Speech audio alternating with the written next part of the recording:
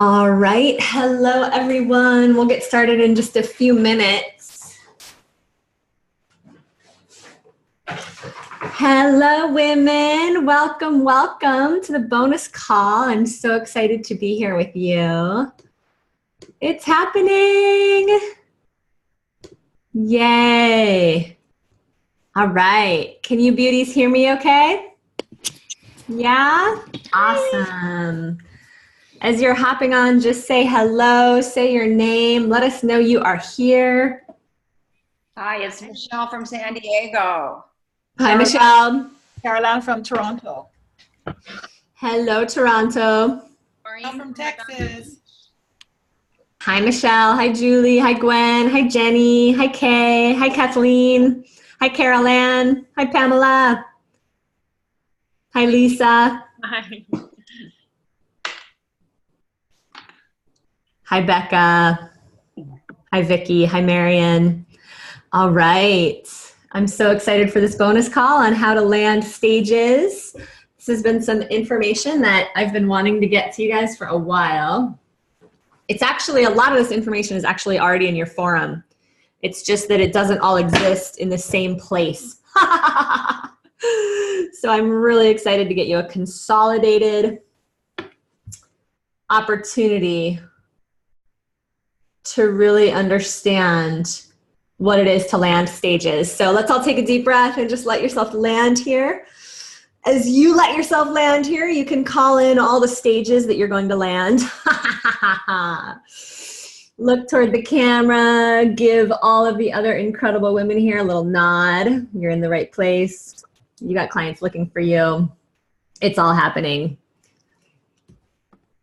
So I am recording this call for you guys, and I'm also recording this call so that we can use it as a bonus training in our Events That Change Lives program. So I'm going to be speaking mostly to you, and I will be referencing that program, which is now being rebranded as Women Rocking the Stage. Do you guys like it? New brand. Love it. So before we dive in, I want to let you guys know that I finalized a few handouts for you late last night, and they haven't fully uploaded to your client forum yet. So they're in Facebook. Let me show you where they are. Head over to Facebook, and when you go into Files, they're going to be the first 4 files at the top of that list. Do you guys see this list? How to land stages, sponsorship example, booths at events, and stage self-care tips. So if you guys go over to Facebook right now, you can grab those handouts, and that will help you follow along. Again, some of this is actually totally new content, so I wanted to make sure you had everything super organized. These handouts will be uploaded to your client forum later today. We just weren't able to get them fully uploaded in time for this call because I was putting the finishing touches on them last night. Don't you love it? Don't you love knowing that you can create new things for your clients as well? Okay, you guys got the handouts? You found them? Anybody not? You guys are good? Okay.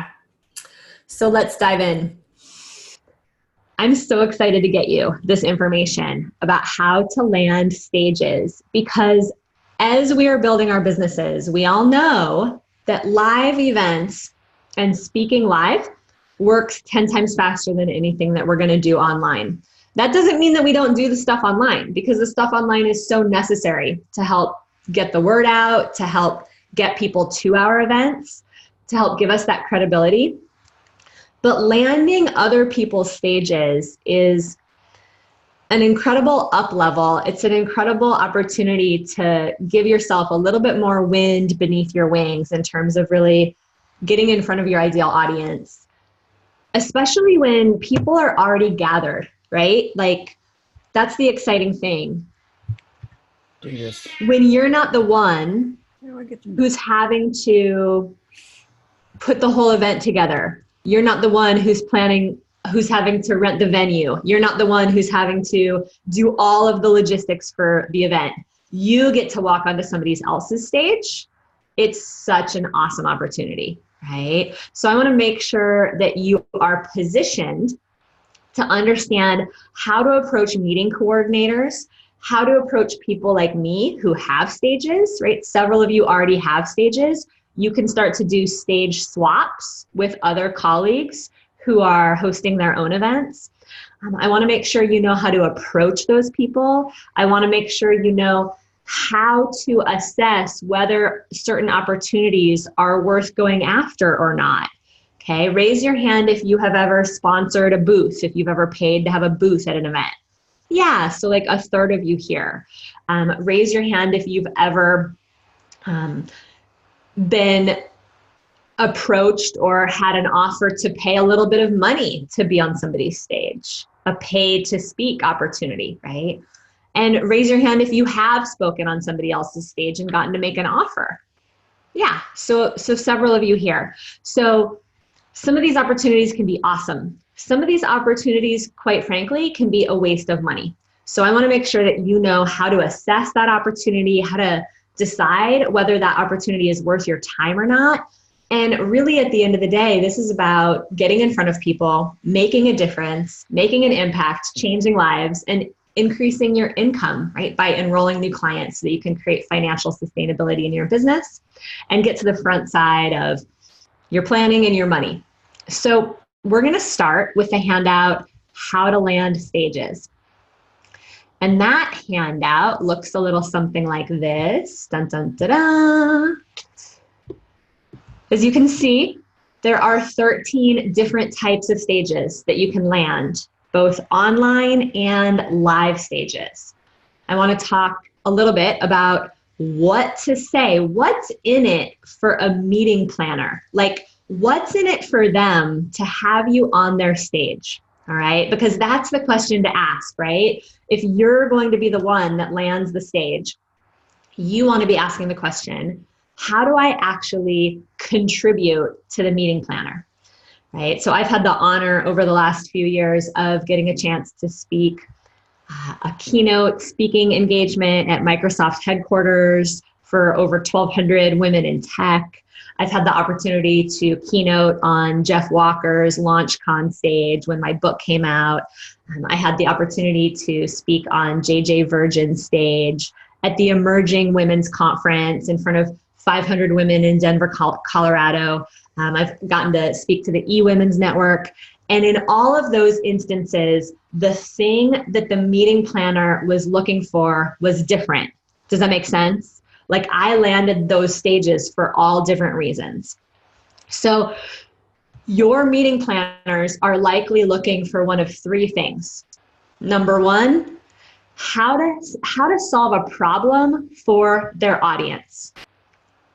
If you have a niche, if you have a solution for the audience that you're speaking to that nobody else who's going to be on stage during that event has, then you are going to stand out as an awesome speaker for that stage. Does that make sense?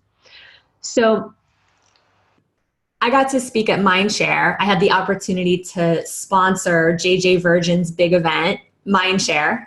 It's a conference for over 500 of the top wellness practitioners, doctors, nutritionists, because nobody else was talking about how to create tribe online. And JJ saw me creating a bunch of, success through my Facebook groups, through gamification. She saw me doing things online that other people weren't doing, and she was excited to bring that content to her people. So for you, right, are you helping women balance their hormones? Like Robin would be a great complimentary speaker at a women's wellness conference, right? Kathleen would be a fantastic complimentary speaker at a women's leadership conference, right? She's helping women specifically become and position themselves to become thought leaders, right? So if she has a talk on what positions you as a thought leader, she would be a great fit at a women's conference where nobody else was talking about that topic, right? And so as you start building out your talk, some of you are brand new and you're creating your first talk. Some of you have already created several talks and you're creating talks in the Leverage program, right? Whether you're just getting started or you're starting to create your second or your third talk, keep in mind that when you create those specific talks, that can be a wonderful complement to what meeting planners are looking for. The second thing that meeting planners are looking for is how to fill the room, right? Are you willing to help them get the word out, right? Especially, hint, hint, hint, hot tip, look for conferences that are happening in your geographical area, right? When I see conferences happening in the Bay Area, I've got a big network of women in the Bay Area. So that's a wonderful opportunity for me to help fill a room, right? With some Facebook posts, with some phone calls, I could conceivably invite 5 to 10 to 15 women to attend a conference in exchange for me getting to have a stage spot. And that has absolutely happened. And the third reason why people are looking for you to speak on their stage is to help them make, drum roll please, money, right? To help them make money. So the better you get at offering your stuff, the better you get at making offers, the more you can start to practice what it would be like to make an offer from stage or make an offer for a discovery session, sign people up for your programs on the back end. You can turn around and give the meeting planner a percentage of those profits, right? That's going to really give you an edge at landing stages. So one of the reasons why, right, JJ Virgin accepted me as a sponsor is that she knows that I know how to sell on stage, because she had seen that I had sold successfully on Jeff Walker's stage. She saw that I sold successfully on my friend Ryan Long's stage. And she knew I was somebody who had some chops. I could get up in front of a room. I had something that people wanted, and we shared commissions. Now, the way a lot of sponsorship stages work is that you pay to speak. So we're going to talk about that in a moment, right? But when you pay to speak, you want to be sure that you know how to sell on the back end, or else that investment that you made to be on that stage can be, right, not necessarily the wisest investment, right? So you want to make sure that you make use of that investment when you're going to play that game. So I want to talk a little bit about this hot tip at the bottom of the How to Land Stages document. And if you guys have landed a stage, I'd love to invite you to share your story in a few minutes. I know Elizabeth's just landed an awesome stage with Danielle Laporte. Would love to hear that story. But let's talk for a moment about how to get the attention of meeting planners or online leaders like me who have stages. Okay, so the answer about how to get their attention is, the answer is always use every means possible, right? Email them, which is probably the weakest way to get their attention, right? Email is so overcrowded these days. Be sure to call them if you have their phone number. Send them a Facebook message, right? Call them out on social media. Make a post on their wall. And what do you say to them? So here's what I did with JJ. Here's what I did to land my friend Ryan Long's stage. I made a video, a selfie video, speaking into why I thought they were amazing, the contribution I felt they were giving to the world, right? I edified them. I wanted to let them know, hey, I know you're busy, and I'm here in hopes of creating something like that's a super win-win, that's a huge contribution to you, right? And then let them know I'm really excited about the possibility of contributing to your people, right? That's the number one come from place. I would love the opportunity to contribute to your people, right?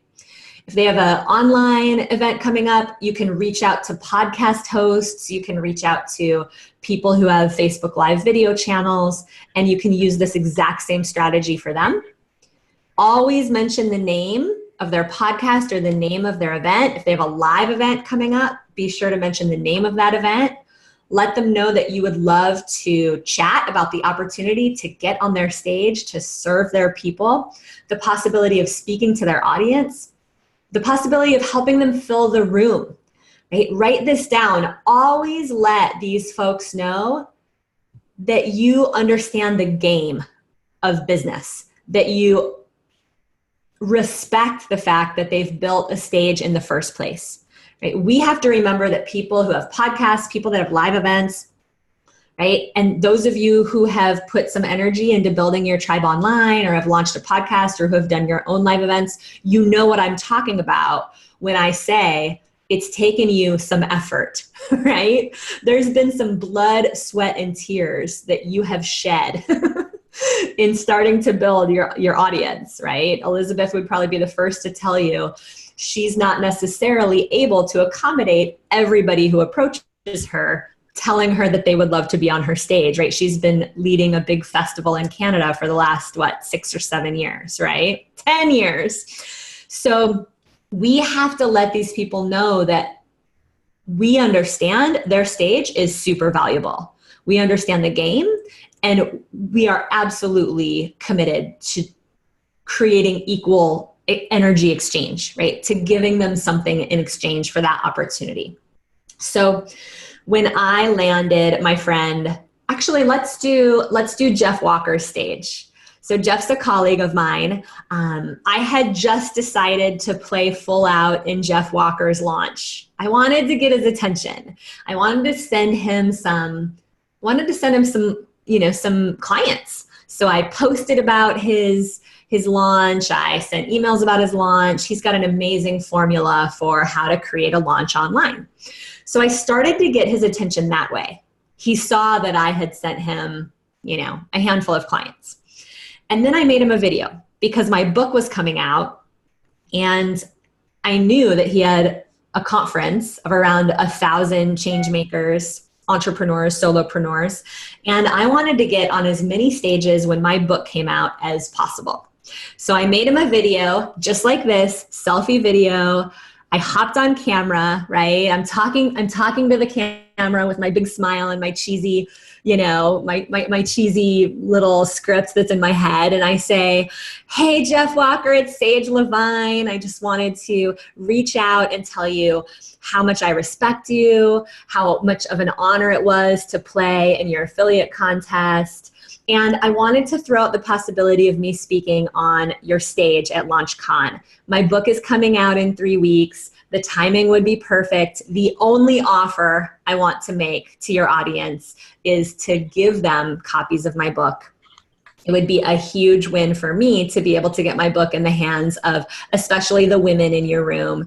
And in exchange, I want to help you get the word out about the event. I want to help you fill the event. I want to let my women know, at least a couple more times about your online programs and what it is that you do to help people really create rock star launches.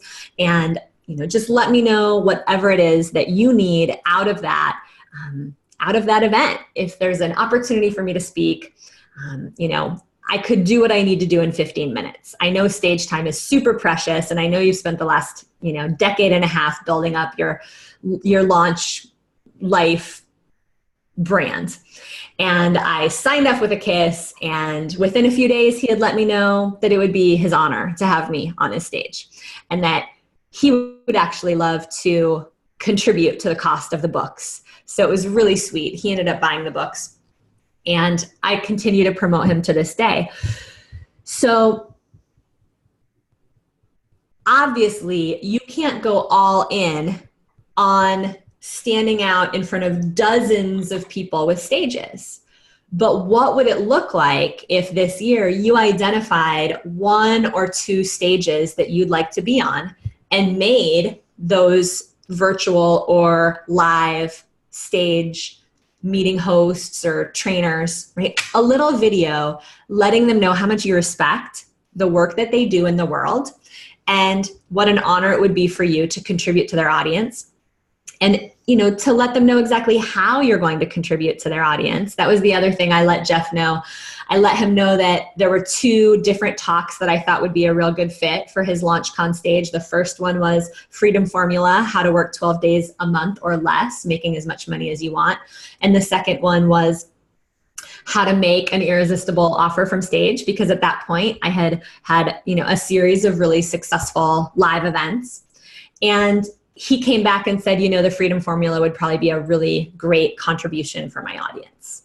So what is it that you teach that you can bring to your colleagues, to people that you respect, to people that you look up to? And what would it be like if you just spent an hour or two per month researching some of the top podcasts in your space and reaching out to those podcast hosts, spending a little bit of time looking at what conferences might be coming to your state, to your nearest geographical area, to the nearest city to you, you know, whether it's Toronto or Manhattan or, right, San Francisco, right? To take the time to Google women's conferences in Toronto, women's conferences in Denver, women's conferences in San Francisco, and reach out to the host. Now, of course, one of the big tricks here is to always ask your warm audience, ask your warm leads. Who do you know that has a stage that would be a great fit for my message, right? To be networking in that way. Whenever I meet a new affiliate partner, I always love to ask them that question, you know, who do you know that I need to know? Who do you know that may be reaching a similar audience to mine that's set up to potentially be a great partner for me, someone who could support me, who I could support in exchange, right? Networking is one of the greatest opportunities you guys have. And even within the programs that you're in through Women Rocking Business, you can absolutely get some great introductions. So I want to talk a little bit more about the 5 types of stages, whether you're paying to speak or whether you're speaking for free or whether you're sponsoring a stage. But before we do that, who has a quick question, especially about the content that I've already covered? Yeah, Ashley, what do you got? Good morning. I sometimes speak on big stages at festivals, but I'm just presenting my topic on the art of letting go of clutter of many kinds, right? With hundreds of people, but Yeah. I didn't know this stuff yet. So I just would teach and be like, by the way, my website's da. Yeah. I have already a way in with these festivals. I know so would you recommend that would be a good place to start? I mean, it's outside, Yes. people are hot, they're not at their computers or anything. They're just walking. Yes. Okay. Yes. I've spoken at Burning Man. I've spoken at the Oregon Country Fair. And the best thing to do in that environment, and then I'd love to hear from Elizabeth as well, because she's really up on this scene. If Sophia's on the scene, Sophia, Tom, I don't know if you're here, but Sophia, oh no, Sophia's leading her event. Of course, she's not here. Sophia's got an amazing festival in Costa Rica. So she's really up on this scene and has pulled clients out of festivals. I know many of you probably have. So the best thing to do is to teach, right?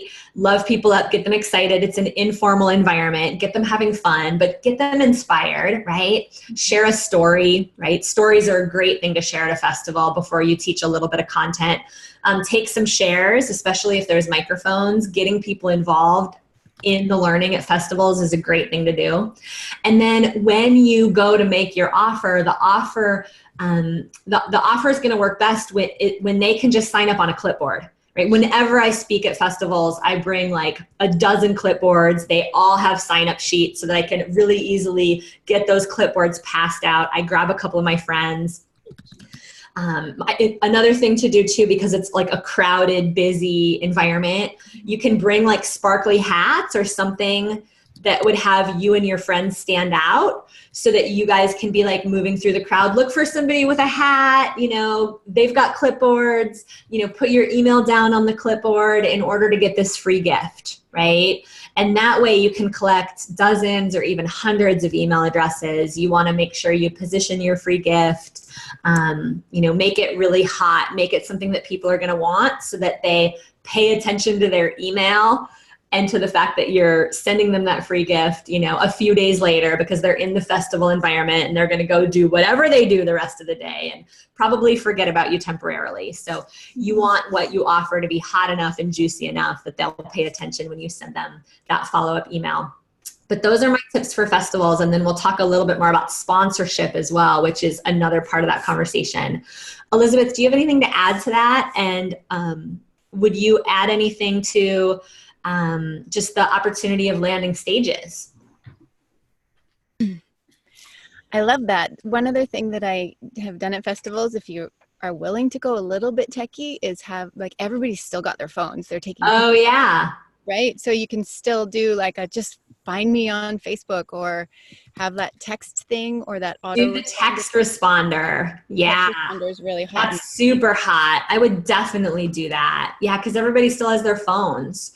So you can absolutely have them pull out their phone and text a certain number and, text yes to 555-1212 in order to get my free gift. And then you've got them right there, right? You don't have to go home and plug in all those email addresses. I think it's absolutely worth it.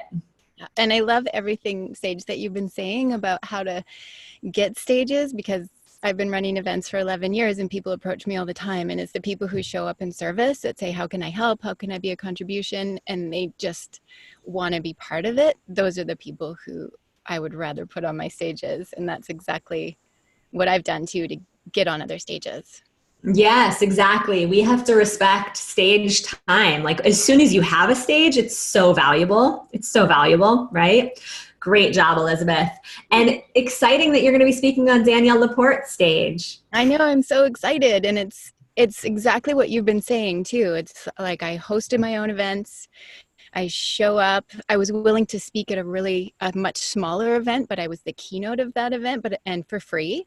But I was willing to do that. So that's kind of like on my speaking resume, so that when it comes to landing bigger stages, I've got things that have already happened. Like I'm not expecting somebody to say, yeah, get on my stage when I have nothing, but host your own events, host your own speaking, be willing to speak free and at smaller places, so that when it comes time for a bigger opportunity, you already have stuff under your belt and credibility. Beautiful. Give Elizabeth a kiss. Mwah. And that's the thing for a lot of you, like smaller stages are going to be a perfect opportunity for a bunch of you. When you find speakers or trainers or events where you can do breakouts, right? You can get in front of 10 people or 12 people or 20 people. Small stages lead to bigger stages. Okay, we have time for just a couple more questions, and then we'll loop back around and answer more questions at the end. Angela Roberts, what do you got?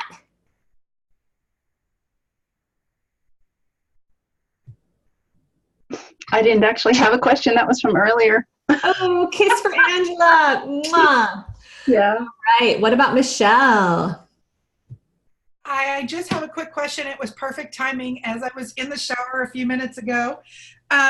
What is the app or the bot that we need in order for people to text back, like what we did when we donated money in San Diego? There's a bunch of different ones. Which one do you use, Kathleen? Hi, I use joinbytext.com, and it's $12 a month, and it's just extraordinary, and you can customize it. Joinbytext.com. All right. I've heard great things about joinbytext.com. Yeah. Thank you. Yeah. We use our CRM, our, customer management software, Entreport, which is a little bit more spendy. So I'd love for you guys to get started with joinbytext.com. There's a couple other ones that are good, that are just simpler. That $10 to $15 a month range is perfect for you guys that are getting started. Kiss for Kathleen and Michelle. Mwah. Did you have a question, Kathleen? Actually, ditto what you've been saying. It's been so great. And last week's speaker training was amazing. So thank you for that. One thing that I learned is to take photos every time I'm speaking. Just get somebody in the audience to take a photo of you on the podium. I wish that I had done that right away, because it just builds such great credibility, and it's really, really great. It's such a hot tip. Even iPhone photos of you on that stage, it's such credibility. And when you post those photos, post them with a quote or a quick teaching piece that you actually shared. More and more what's happening online is that people are kind of impressed by fancy pictures of you, but they're really impressed when there's a fancy picture of you and something they can actually learn alongside it. So I love that, Kathleen. Kiss for you. Mwah. All right, last question, and then we'll loop around to more at the end. What do you got, Lisa Byrne? Hey, Sage.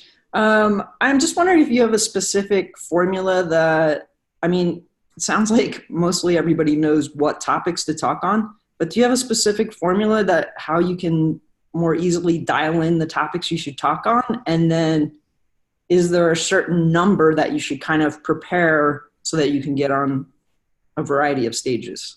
It's all about having a topic that is a match for the audience, right? It's the same thing that we teach in, the entire rest of your programs, which is choose a face test passing title, right? Know the benefits and the results of what you're offering and make sure those results match the thing that people are really complaining to their friends about, right? So I want to make sure that you guys don't pimp yourselves out just to get on other people's stages. I think this is a really important teaching point because I think we can get really distracted by landing stages. I've seen some of my clients, come back to me after 6 months and they're like, I've spoken at like 7 festivals and I've had 4 different booths and I've been doing all this stuff and I still don't have the clients that I want. And when I really dig deeper into what they're doing, they're getting out there, they're getting their voice out there, but they're not necessarily getting in front of their ideal audience. Does that make sense? So everything that we're teaching today works when you're in front of an audience that's actually your audience. Elizabeth is speaking on Danielle Laporte's stage, which is such a good place for her because Danielle attracts women leaders. And for the women in the audience that want to start a business, Elizabeth's going to be the perfect mentor for them. So I've turned down dozens of speaking opportunities, even just in the last few months, because as soon as I start digging deeper, I find that the audience isn't my audience. And every time I do the work to get on stage, it's not just the 40 minutes on stage. As you guys know, it's many days of thinking, what am I going to offer? And what's the registration form? And do I need to create a handout? And if I have a booth, what staff member am I going to bring to the booth? And making sure I have equipment ready for that booth and signage. It's an incredible amount of work. So you want to be super strategic. And for you, Lisa, I could imagine any kind of a media conference might be a great place for you to be speaking. And any type of a writer's conference could be really great as well. So I would look for those 2 types of opportunities for you and really keep your finger on the pulse of, right? I help people publish magazines. That's what I do, right? Thank you. Yeah, kiss for you. Mwah. That was a great question. I'm glad we got that piece in there so that you guys don't get all pumped up about landing stages and forget that the most effective stage is to build your own. I'm a huge fan of building your own stage because guess what? When you build your own stage, you get to control everything. And because I am a control freak of nature, I like to be in control. But here's the thing, right? It's my control freak that helped me build my multi-7-figure company because she cares about the quality of what I bring. She cares about the level of excellence. She cares about how much I show up for my clients. And right, she cares about the kind of content that I'm delivering, right? She cares that I follow through on my word, right? What's so cool about building your own stage is you get to control the messaging. People are coming for your outcome. And of course, at the end of the day, that's what you want. You want people who raise their hand and say, I want to lose weight naturally, or I want to balance my hormones, or I want to manifest my soulmate, right? I'm tired of dating the same person over and over and over again. If that's your message and you're the one on stage, it's instant credibility. I've been helping my sweetheart, Michael, supporting him at his second event that he's ever done, his second official event over the last few days. And, he's got 40 or 45 people in the room. And I'm always reminded how powerful it is to host your own event, no matter how big the audience, whether it's 8 people, whether it's 40 people, whether it's 100 people. People came walking into his room asking, does Michael have training programs? What else does this guy do? Because as soon as they walk into a room that's got some pretty signs in it and some music playing, and he's the one on stage loving everybody up, he's got instant credibility, right? He had people raising their hand to work with him before he even made the offer. It's unlikely that's going to happen in somebody else's room, because in somebody else's room, that's their room. It's not your room. You're a guest, right? So when you do the steps that we teach in our programs, when you go land the speaking gigs at the local bookstore, do a speaking gig, a signature talk in your living room, you're going to find that that's the fastest way to get clients. Speaking locally, getting in front of people, you're the one controlling the offer, right? Now, that being said, I highly recommend you guys think about, at least a few times a year, starting to look at who do I know, or who could I reach out to in my local area, especially, that has some smaller stages, somebody who may invite other speakers like me to speak. By the way, hot tip, people who organize networking events are great people to approach, right? Networking events are a common place where people are looking for speakers, right? People who host networking events are looking for people to come and take up some of that time because they have meetings that they need to plan, right? When you speak for free, the point is that you get to offer something for free. When I first started speaking in the Bay Area for women's networking groups and for women's leadership groups, I used to love offering the Freedom Formula, right? I had a Freedom Formula blueprint that taught people, in just it was a 6-page blueprint that taught people how to make great money and how to scale their business working 12 days a month or less. If you were at a women's networking event, would that be something kind of hot that you'd want to take a look at, right? The Freedom Formula for women entrepreneurs. So when you have something like that, and even if you only have 5 minutes or 2 minutes on stage, right? The opportunity that people have then to grab your Freedom Formula by texting, join the text, get out your phones. I'd love to send you the Freedom Formula. Shoot a quick, YES to this phone number, and I'll get you that Freedom Formula by the end of the day. It's super hot way to grab leads. And then I always took the opportunity, and I recommend you do too, when you have even just a few minutes to speak on somebody else's stage, to let people know, don't forget to grab me afterward so that we can chat if you're interested more in what I do, right? Because even on a stage where you aren't allowed to make an offer, right? That will happen too, where people will offer you time on stage, but you're not supposed to make an offer. Raise your hand if that's ever happened to you. Yeah, several of you, right? You can usually at least get that invitation in somewhere toward the end of your talk where you say, hey, grab me afterwards, let's connect. Right? That's all you have to say to then be in front of the people that are curious about what you have to offer. And you can take it from there, right? Now,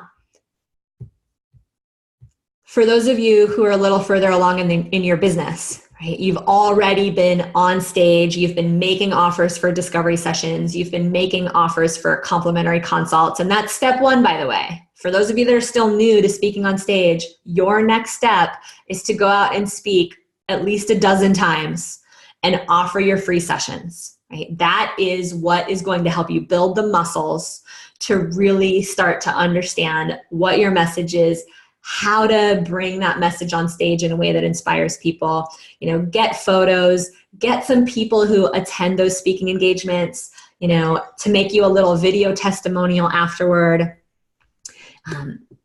When you have people jump on the camera at the end of a speaking engagement, super hot time for people to make you a little video about how you've impacted them, because they're at the event, they're in the energy, right? So that's a great time to get some people on video talking about your work and how it's helped them while you're in the event energy.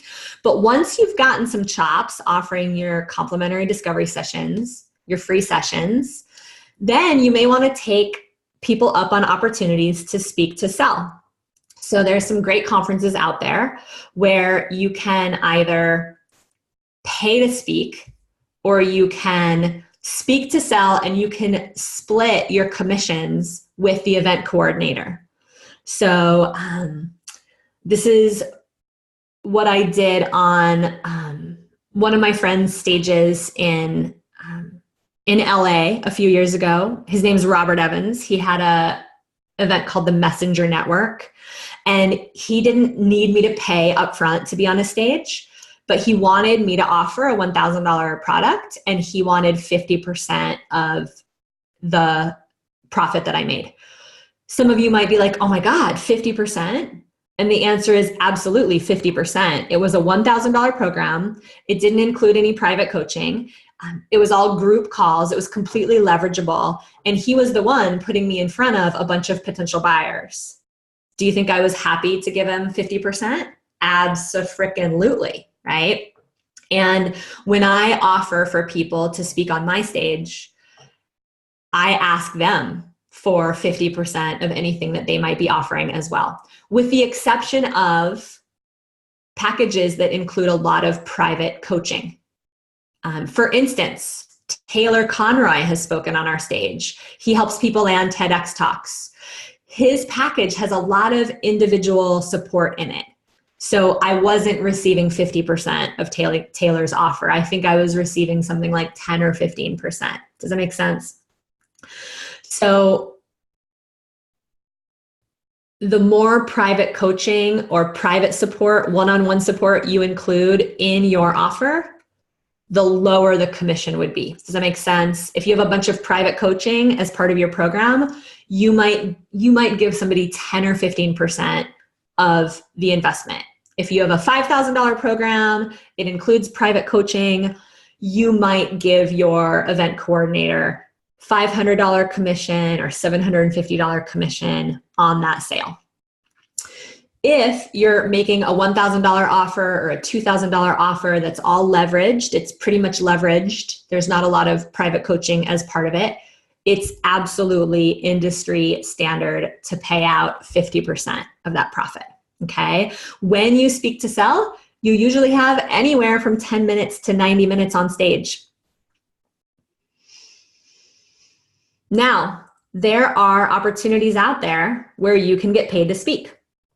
When Microsoft reached out to me and asked me to come do a keynote for their Women's Technology Conference, that was a paid speaking opportunity because Microsoft has money to pay speakers, right? They have a budget for that. So especially if you're in the professional realms, if you're in the corporate realms, if you have a solution for a more professional network, then absolutely getting paid to speak is an option, right? It's usually going to come, I'll be super straight up, getting paid to speak is going to come because you've been getting out there as a speaker anyway. Does that make sense? That's why those opportunities come. That's why those doors open, is because people see you being visible. They see you on stages. They see that you've built your own stage. So again, I'm going to keep looping back around to the number one thing that you can do to rock your business using speaking now, and that is to continue to host your own events. Because you have the formula, you know how to fill those events, the formulas work. When you have your own stage, it's like gold. It's like you have now a stage that you can use to exchange for all kinds of things in your business. It gives you instant credibility. So let's talk a little bit about how much you might charge if people approach you and invite you to speak. It can be anywhere. I've gotten paid anywhere from $2,000 to I've gotten paid anywhere from $200 to $12,000 to speak on stage. And the range depends on, whenever you're considering a paid speaking opportunity, you want to get a sense of what is the budget that they have for speakers. Who is this organization? What kind of money do they have? Is it a big company? In which case, you're probably going to be underbidding if you bid less than a few $1,000s, right? Or are you talking to a solopreneur, like a woman like us who's starting her business and kind of bootstrapping things, right? She's probably not going to be able to afford to pay you $5,000 to keynote at your event, at her event. But if you are bringing a really valuable piece of content to her audience, absolutely, it may be worth $500 or $1,000 to her. Does that make sense? When you are in that conversation with somebody who's thinking about bringing you on to speak, if you have no idea where to start, it's 100% okay to ask the question, I'm just curious, like, what's your budget for something like this? What have you paid speakers in the past, right? That can be a two-way conversation. Don't get into that place of stressing out and be like, oh my God, I need to figure out a number. And if I don't know the right number, I'm going to lose the opportunity. No, it doesn't have to be like that. Okay. Let's talk a little bit about sponsoring stages.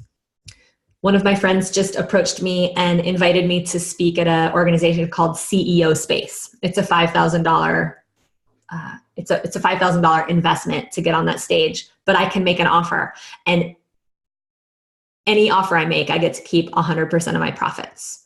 So if I have over 100 people in the room, do you think that will be worth it to me? If they're women entrepreneurs, right? Absolutely.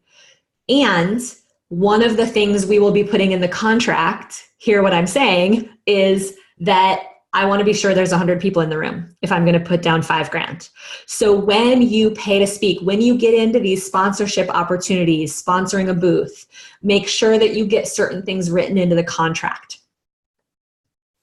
If somebody doesn't have the amount of people in the room that they're going to promise, then you're going to want to work out what happens. I've seen sponsorship opportunities where it's a $5,000 stage spot if there's 100 people in the room. And if there's anything less than 100, it goes down to 4,000. And if there's anything less than 80, it goes down, or 75, it goes down to 3,000. So you can work out those numbers ahead of time. You can pay half the money up front, and you can protect yourself that way. Does that make sense? Because it's easy for event sponsors to be like, oh yeah, there's for sure going to be 100 people there. But guess what? They don't really know that, right? You and I both know that people that raise their hand to say I'm coming to an event, they don't always show up. So be sure to protect yourself. Let's talk a little bit about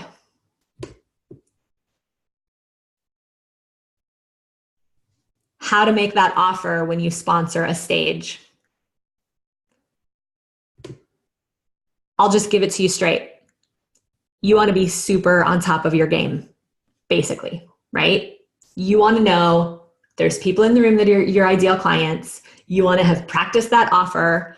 You want to have your slides all pimped out and ready to go, right? Go through your story, go through your offer with your coach, with other women in your program here at Women Rocking Business, and take that super seriously.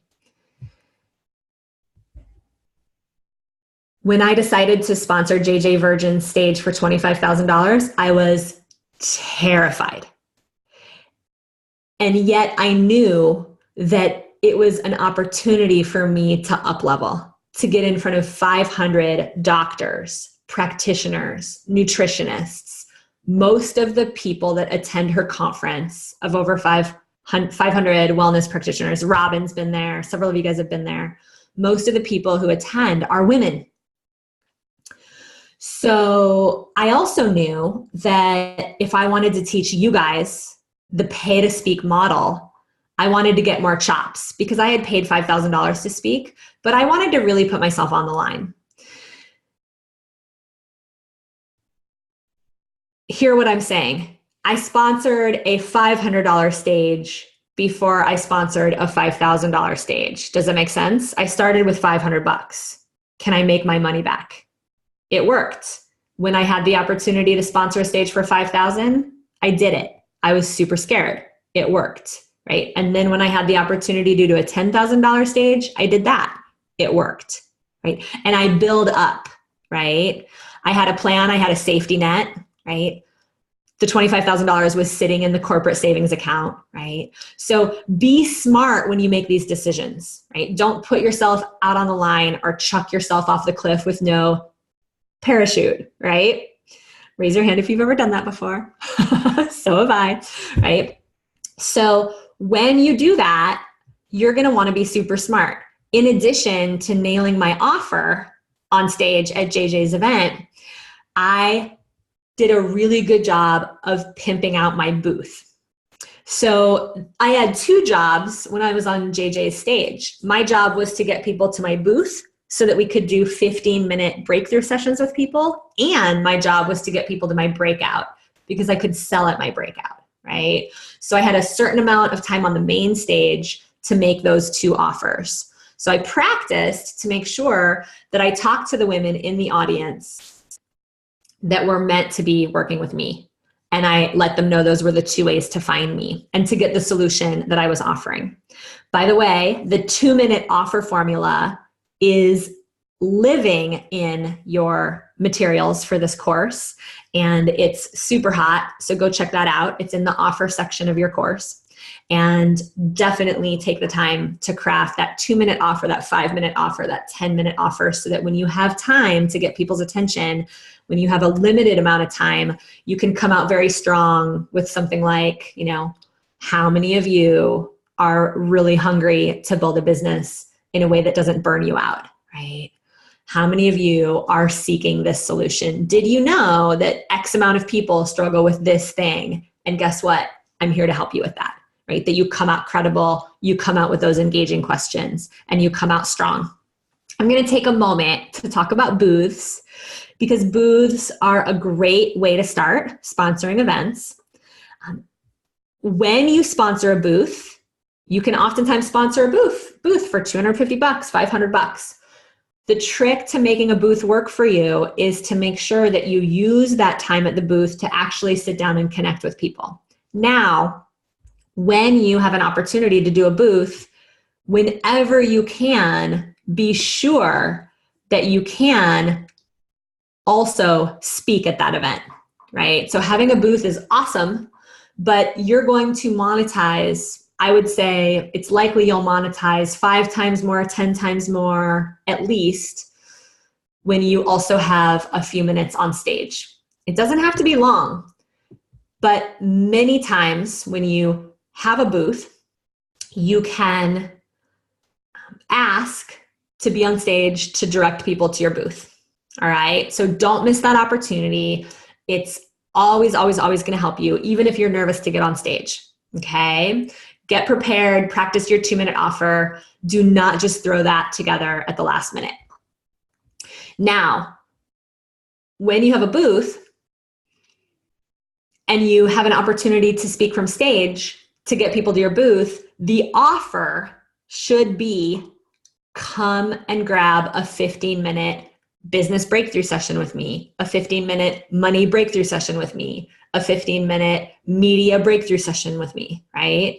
Your goal is to get people taking you up on a chance to sit down with you for 15 minutes one-on-one, and then find out what their biggest challenge is, launching their media business, finding their soulmate, whatever it is. And you're going to do a mini grow conversation. That's what you're going to do. Super hot. I've had people in these programs host booths for $500, no stage time, and by getting people signed up for 15-minute breakthrough sessions, walk away from the conference with $5,000 profit. It does not come from just schmoozing at your booth. You want to move from the schmoozing into a structured conversation. You want people to commit to sitting there with you for 15 minutes or 20 minutes. Does that make sense? Because when they're just standing around at the booth, there's too many other distractions. There's just small talk happening. And so it's a great strategy when you have your booth to scope out a place near your booth or behind your booth. Sometimes I bring one of those big Women Rocking Business stand-up banner signs. They cost like $100. You can get one printed out, put your logo on it, and you can tuck a couple of chairs kind of like behind the sign to give yourself a little nook to meet with people. Does it make sense? And if you can't do that, sometimes you can find a place near your booth where you can meet with people that's a little bit more private and not so in the craziness of the event. which is another reason why it's really helpful when you sponsor a booth at an event. It's really helpful to bring an assistant with you. So you can have somebody sitting at the booth while you're meeting with people for 15-minute sessions. And that person could also potentially meet with people for 15-minute sessions if there's enough people at the conference that want to take advantage of those breakthrough sessions. How do you get people signed up? You get people signed up 2 ways: with a clipboard, or again, you can have them text responder you during the event. If you have 2 minutes on stage, grab your phone, text this number. I'm going to text you a link to get signed up for a money breakthrough session with me over the next few days. We're going to be running sessions at the breaks, at lunchtime, at dinner time. It would be my honor to sit down one-on-one with you for 20 minutes, really find out what's in the way of your financial abundance, your prosperity. Do you have a money plan? Get you one individualized tool to really be saving for retirement, blah, blah, blah, whatever it is, and see if it might be a fit to do more work together. So text this number. Let's make sure we get a chance to sit down together. Let's make sure we get a chance to get you the solution, right? Tell them 2 or 3 times. You can also have them come by your booth and sign up on a clipboard. And you can literally, once you get to the event, you can literally just be creating a sign-up sheet once you're there, because you might not know exactly when the break times are, what are the times I'm going to be able to meet with participants, what are the times I might not be not allowed to meet with participants, and those are all good questions to ask the event host ahead of time if you're doing a booth. Can I do 15 or 20 minute, breakout conversations, one-on-one conversations during the event? Is that okay? Can I do it at breaks, right? Find out when you can do it so you can create a schedule for yourself, which is another great reason why it's helpful to have a staff member so they can help you with that. Now, when you do something like that, you want to think about, what am I going to need to bring with me so that it's really clear what I'm doing at this booth, right? When I used to sponsor booths, I had a little sign that I printed with my logo on it that I put in those little stand-up $1.99 plastic frames that you get at the drugstore. Claim your free purpose clarity breakthrough session, right? Here at the booth. That's what you're doing at the booth, right? You're claiming a free breakthrough session, a 20-minute, you can add the words 20-minute breakthrough session, 15-minute breakthrough session, right? Sign up here, right? So that it's really clear. They come to your booth. There's some pretty signs. There's some flowers. There's a sign that says, here's what we recommend you do. Sign up for a breakthrough session right here. I always like to bring a little bit of fabric to make my booth pretty, a little tablecloth, some plastic stand-up signs, right? 8 by 10 so that it's easy to print out, some signage. I always like to bring some chocolate to lure people over to my booth, right? Maybe some gemstones or some candles. You can bring one of those little screens, or like I said, create a sign with your brand on it so that you guys can, right, kind of hide behind your sign or behind a shoji screen at your booth. You can also bring a laptop and you can play a video about what you do on loop. I've had, my videographer has, several hours of footage from our events. I had her make like a 5-minute video that just has some testimonials in it. It has some, just some pretty pictures of us at events. And I just put that on loop playing on my laptop at my booth so that people can see like a little bit about what we do. I'm not just a person sitting at this booth. I actually have a business where I help people, right? Cool, cool. All right, let's pause and take a few more questions. Dr. Leah, what do you got? Okay. Oh, there you are. I can hear you. What happened? There you go. okay. I muted myself. So would you recommend signing up for or paying to get on stages like at the women's festivals, like those big, huge, they're in a dome or something like that, where you can have a booth and then you get like 10 to 15 minutes on stage? Do you know what I'm talking about? Like sometimes. Absolutely. Okay. Absolutely. I've done booths like that, but not for this business, but for like car shows and home shows and women's shows and bridal shows. Are those? If your people are there, absolutely. Okay. Your clients are going to be there. If people who would be your ideal clients are for sure going to be there, and you've got to guarantee that X amount of people are actually going to be there when I'm on the microphone, absolutely. Okay. And then another question, what about health fairs? Absolutely. I've sponsored health fairs. In fact, one of the $10,000 speaking engagements I was talking about was a health fair. And I think we had something like 20 people take us up on a free ticket to Women Rocking Business Live. So I spent $10,000. I had 20 people take me up on a ticket to Women Rocking Business Live. We had about 12 or 13 of those people actually show up. And out of those 13 people that showed up, 6 of them jumped into our year-long programs, approximately, which was like $50,000, $60,000, right? So I turned $10,000 into $50,000 or $60,000. And that's why I want you guys out there doing this. I want you out there doing your own signature talks, doing your own speaking engagements, and making sure that you start to build the confidence within yourself that you guys can go out there and get the results. Because when you've had 3 or 4 or 5 speaking gigs where you get in front of people and then you do your discovery sessions and then you have 1 or 2 or 3 clients say yes to you, that confidence starts to build in you of like, oh yeah, it would be worth it for me to pay to speak. When you think about the time you're going to save hopping onto somebody else's microphone, there's people in the room. You didn't do any work to get those people in the room. That's super valuable, right? But we want to make sure that you guys build up to that. You step up to that. You start with the smaller risks, which lead to the bigger risks. But absolutely, it's one of the reasons why I wanted to make sure that we did this training for you guys, right? Because landing other people's stages is an awesome way to get people's attention quickly, right? On the internet, you're fighting for people's attention, amongst hundreds of millions of other people who do something similar to what you do. But when you're the one on the microphone, instant credibility. And then one last question. Do you recommend having people fill out surveys ahead of time, like just a half-page survey, so you can kind of get an idea of what their, like for me, what their stresses are, why they're overworked, that kind of thing? Would that Absolutely. If it's your own event, if there's any way that you can get your questions into an event survey for somebody else's event, obviously if it's somebody else's event, you don't always get a chance to send that kind of inquiry out, right? Because somebody else is organizing the event and you may or may not be able to do that. But when it's your event, absolutely. We oftentimes recommend that you guys do that with a phone call.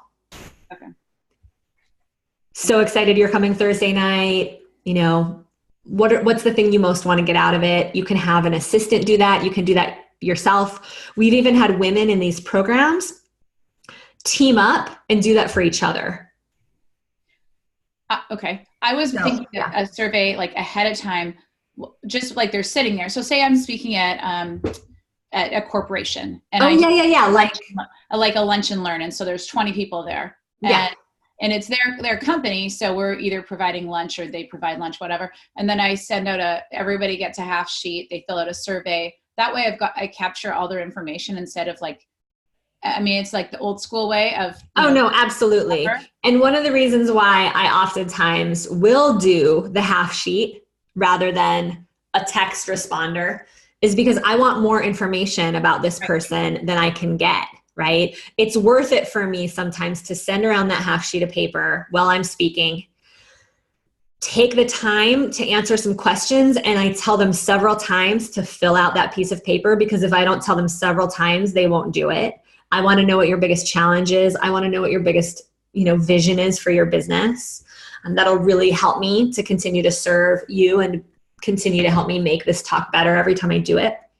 And that way I have their email address, I have their phone number.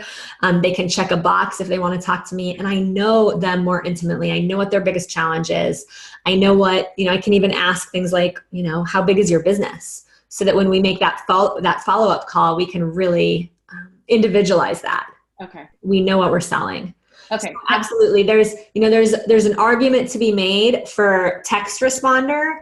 And there's an argument to be made for taking the time to have people actually fill something out. It's really like 6 of one, half a dozen of the other. They both work. Cool. Okay. Awesome. Yeah. Kiss for you. Mwah. All right. How about Erin Guthrie? What do you got, girl?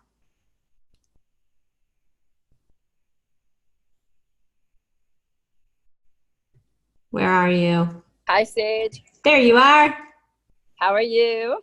Fantastic. Good. You actually just answered my question, but a little more detail. Like, I have 15 minutes at the biggest race down here in Miami in 3 weeks. And I just found everything where you said it was online. But in that 15 minutes, before I make my 2-minute offer at the end, I do want to, give some content, right? Yes, absolutely. That's one of the reasons why there's so much skepticism about sales in our world right now, is because there's so many salespeople out there making offers without giving people any content, right? Like, you have to give them a hot tip, give them something they can use, right? We like at Women Rocking Business, we like to call that premature offer ejaculation, right? Okay. Yeah. When you just, throw your offer at people prematurely. Right. Warm them up by saying, have you thought about it this way? My clients always ask me this question, and I've come up with this solution. I really want to make sure you have it today, right? And pose that biggest question. Yeah. Okay, awesome. All right. Thank you so much. You're so welcome. Give her a kiss. Mwah. Bye. All right. Angela Roberts does have a question now. Maybe she doesn't. Yeah, sure. I just wanted to chat with you a little bit about communication, but like how important that was, of like, I was communicating with you to the wrong place. That wasn't the best way to reach you. And I was so honored to have that opportunity at 1440, and wanted to just show you so much that like, oh, I'm learning what you're teaching. And like, I've got to show her that I know how to do all these steps I've learned. But then I think I got confused between the line of like, okay, what is she really doing during these 3 days? And how can I make sure that what I'm doing is appropriate, and making sure the follow-up communication is clarifying that for me. So I just realized how important that was. Yes. And if you could share a little bit about, how can we get that clarity without, I don't want to ask too many questions and be really bothersome with teams or anything like that. So yeah, absolutely. So you did an amazing job on our stage. Amazing. And you had a wonderful free offer. Now, what I recommend when you guys do free offers, don't limit free offers. Free offers are for everybody. The limit of the free offer is, you get this for free if you take me up on this today, right? So that's always how I've positioned free offers, right? And I want to make sure that whatever you guys are doing on our stage, of course, is kind of in alignment with what we teach. So with free offers, there's no real limiters necessary, other than that you take me up on it today, right? When you make paid offers, I believe the best limiters for paid offers are, this program is normally a couple $1,000, and because I'm on Angela's stage, you're getting a 50% discount, right? So paid offers, the best limiters, I believe, are just event-only discounts or event-only bonuses. I'm not a big fan of the first 5 applications that get turned into me get this thing. I'm just not a big fan of it. It doesn't mean it doesn't work. But in my experience, it kind of devalues somebody turning in their form who's, if you're giving it to the top 5 people, it kind of devalues it for the 6th person and the 7th person. So when I really look at like my philosophy of selling, like coming from a really feminine perspective, I'm a big fan of giving everybody the opportunity to get the same thing, and they can all decide with us in a certain amount of time. And that's just fair. It's just honoring, right? So you're going to find what works for you. Absolutely. Right. But I'm not necessarily going to be the salesperson that tries to create a big rush to the back of my room. What I'd instead like to do is I'd like to make sure that everybody has somebody to talk to, that, right, if I'm in a room with more than 8 or 10 people in it, I have at least one assistant who can help me answer questions, that there's a graciousness and open-heartedness. And I think that's what I loved about your piece and your offer, Angela, is it was so generous, so generous. So I know that there was a tiny bit of miscommunication between you and I, because we don't usually put people in a speaker slot at that point. It was something we were doing for you because we knew what you had to offer on the stage was such a beautiful fit for our stage. And that being said, what happens on stage isn't always exactly perfect, and that's okay. Everybody gets to learn. So I hope that answers your question. Yeah, thank you. You're welcome. Kiss for Angela. Mwah. And, never feel like you're bugging people when you need to know more information about what to happen, what you need to know in order to get on the stage. I think I texted JJ's team 12 or 14 times before I got on her stage at Mindshare. I just kept having questions come up about timing and, what does this look like? And how is this going to work? And that's what the team is there for, right? How about Tanya Barker? What do you got, Tanya? Hi, Sage. Yesterday I received an email. I'm invited to speak on a podcast. My friend's launching the thing in January. So it's sort of online stage, because she knows that I'm speaking on something that's not in my, it's on burnout in November, in a couple of weeks. But that's not my, my business for what I'm going Yeah, with. so you're kind of stretching into a new topic. You're cutting out just a little bit, but what I hear you saying, Tanya, is that you're stretching into a new topic to speak on this stage. So here's what I recommend for you guys that are doing that. Is that right? Yeah, so let me give you some thoughts, because there are times when it makes sense to stretch into a new topic and just get the practice on stage and see if there are any people in the room that you can serve, right? So, remind me, Tanya, what is your normal niche?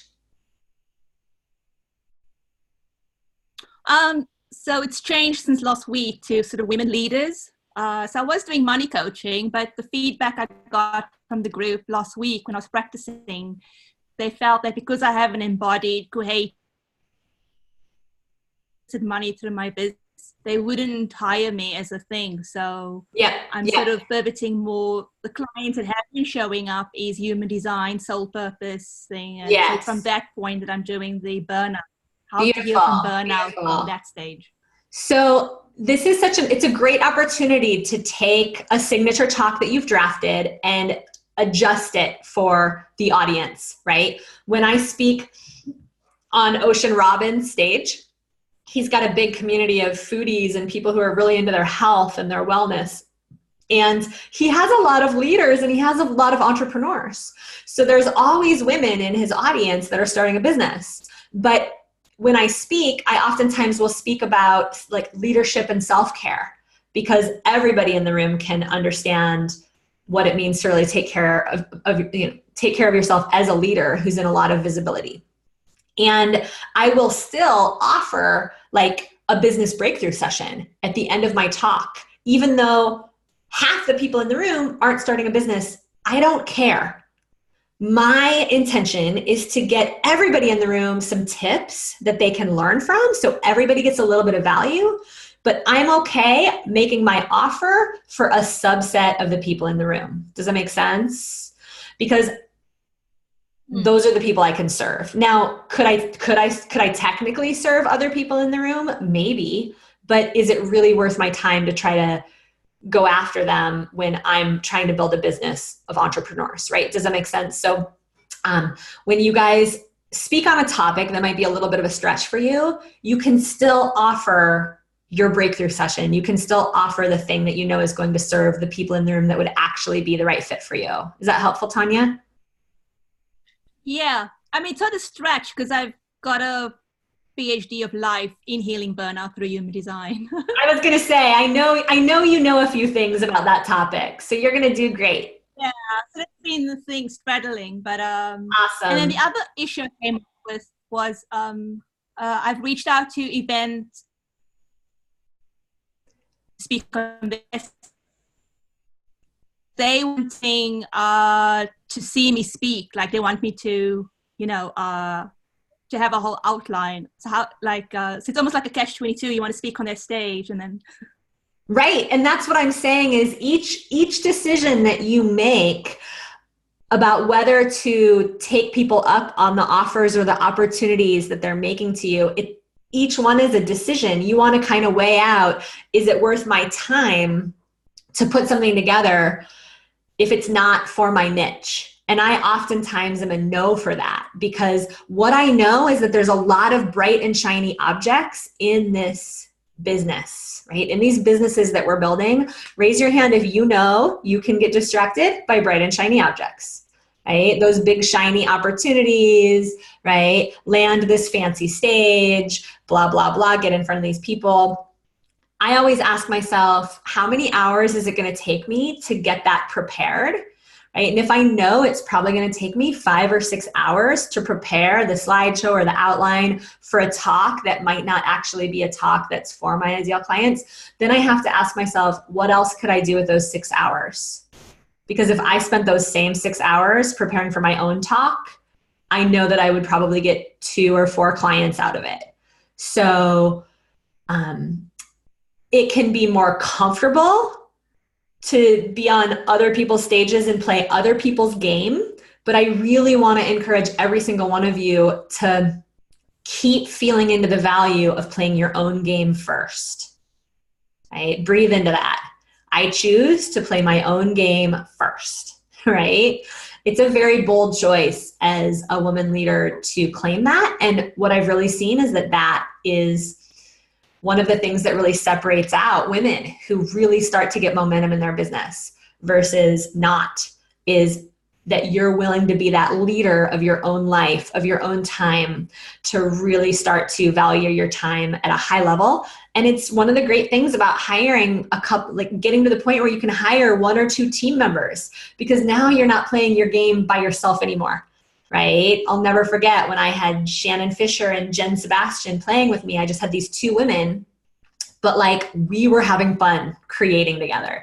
And now that was even more interesting to me than some of these other things I was running around doing in the beginning, getting on other stages that weren't always panning out. I was sponsoring street fairs, where I was trying to get people's attention in the middle of the street, right? It was a lot of work versus doing my own events. So I hope that's helpful in terms of each of you really valuing yourselves and sort of up-leveling into that place of, I'm building my own platform right now, right? And I'm the one inviting other people to come be a part of my platform. Kiss for Tanya. Mwah. Thank you. You're welcome. I'm glad we were able to answer that for you. All right, how about Stacey Ellen? What do you got? We'll take a couple more, and then I want to talk a little bit also about mindset and self-care as a speaker. All right, Stacey, what do you got? Hey, thank you. Now, are you hearing me? I am. You're coming through loud and proud. Awesome. Last time it wasn't working. So thank you. Thanks for calling on me. Few things, as you know. Well, I've been speaking the way I've gotten my clients over the last 5 years. So it's something that I love and love the topic. My questions to you are, though, because I've done like what you're talking about. I've everything under the sun from, and what I'm finding here in San Diego is that like I'll go and I'll speak at these networking groups, or I'll go to this. I just had a booth at this big fair, and this woman says, "Oh, there's going to be 700 people here." We literally got like 20 or less at my booth, and some were not even right on target.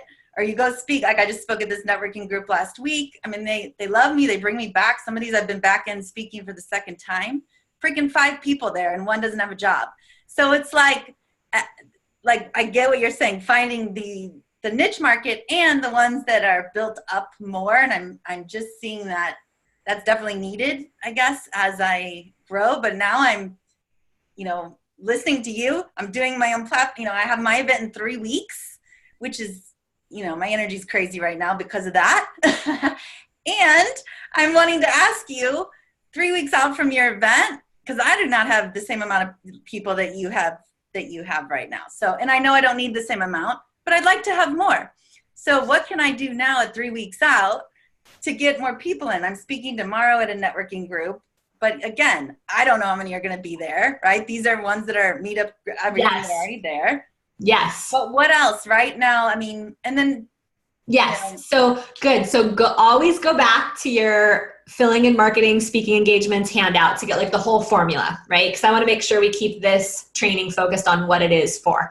And that being said, I'm going to give you a few of my top recommendations. Number one, when you're a few weeks out from an event, use the people that are already enrolled. Yeah. Call them, get to know them. What's the biggest thing they want? Remember, it's about quality rather than quantity. Right.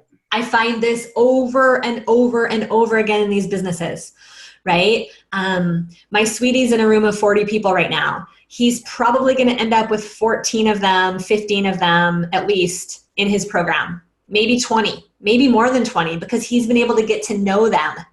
Gotcha. Right? So if he had a room of 100, he may still only get 20. But he can pull 20 clients out of a room of 40 people because he knows how to sell, because his content is rock solid, because he's serving them and making them the exact right offer of what they need next. So if you have 20 people in the room, you can do so much with that. If you have 10 people in the room, you can do so much with that. When you call them and you find out what they're looking for, what's their biggest challenge, always ask them, who would you like to bring with you? I've got about 10 seats empty right now. I'd actually love to have people in that room who are like you. So what I'm doing is I'm offering bring a friend tickets to everybody who's enrolled. Yeah. Who do you think might be a good fit for you to bring to that event? And then stop talking and let them think about it. Don't say the question, do you know anybody?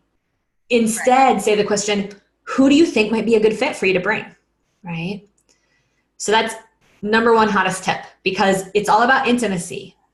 Number two hottest tip is, yes, go rock these speaking engagements. And I'm really glad that you brought this issue up, because it can be a big mistake to fill our schedules with a bunch of networking events and a bunch of festivals where we're not really going to have the positioning that we need to make it worth our time, right? And it's common that women want to do that because we just want to play together, right? So I've literally had to bribe myself when I say no to some of these opportunities. Oh, but it would be so much more fun to just go sponsor my friend's event this weekend and be at her booth and be around all the fun people than doing my own event. And I'll literally bribe myself and be like, okay, Sage, if you plan your own event and you get the butts and seats and you market it, plan a girls' weekend, plan a spa day, or go to the event just for fun for a few hours, right?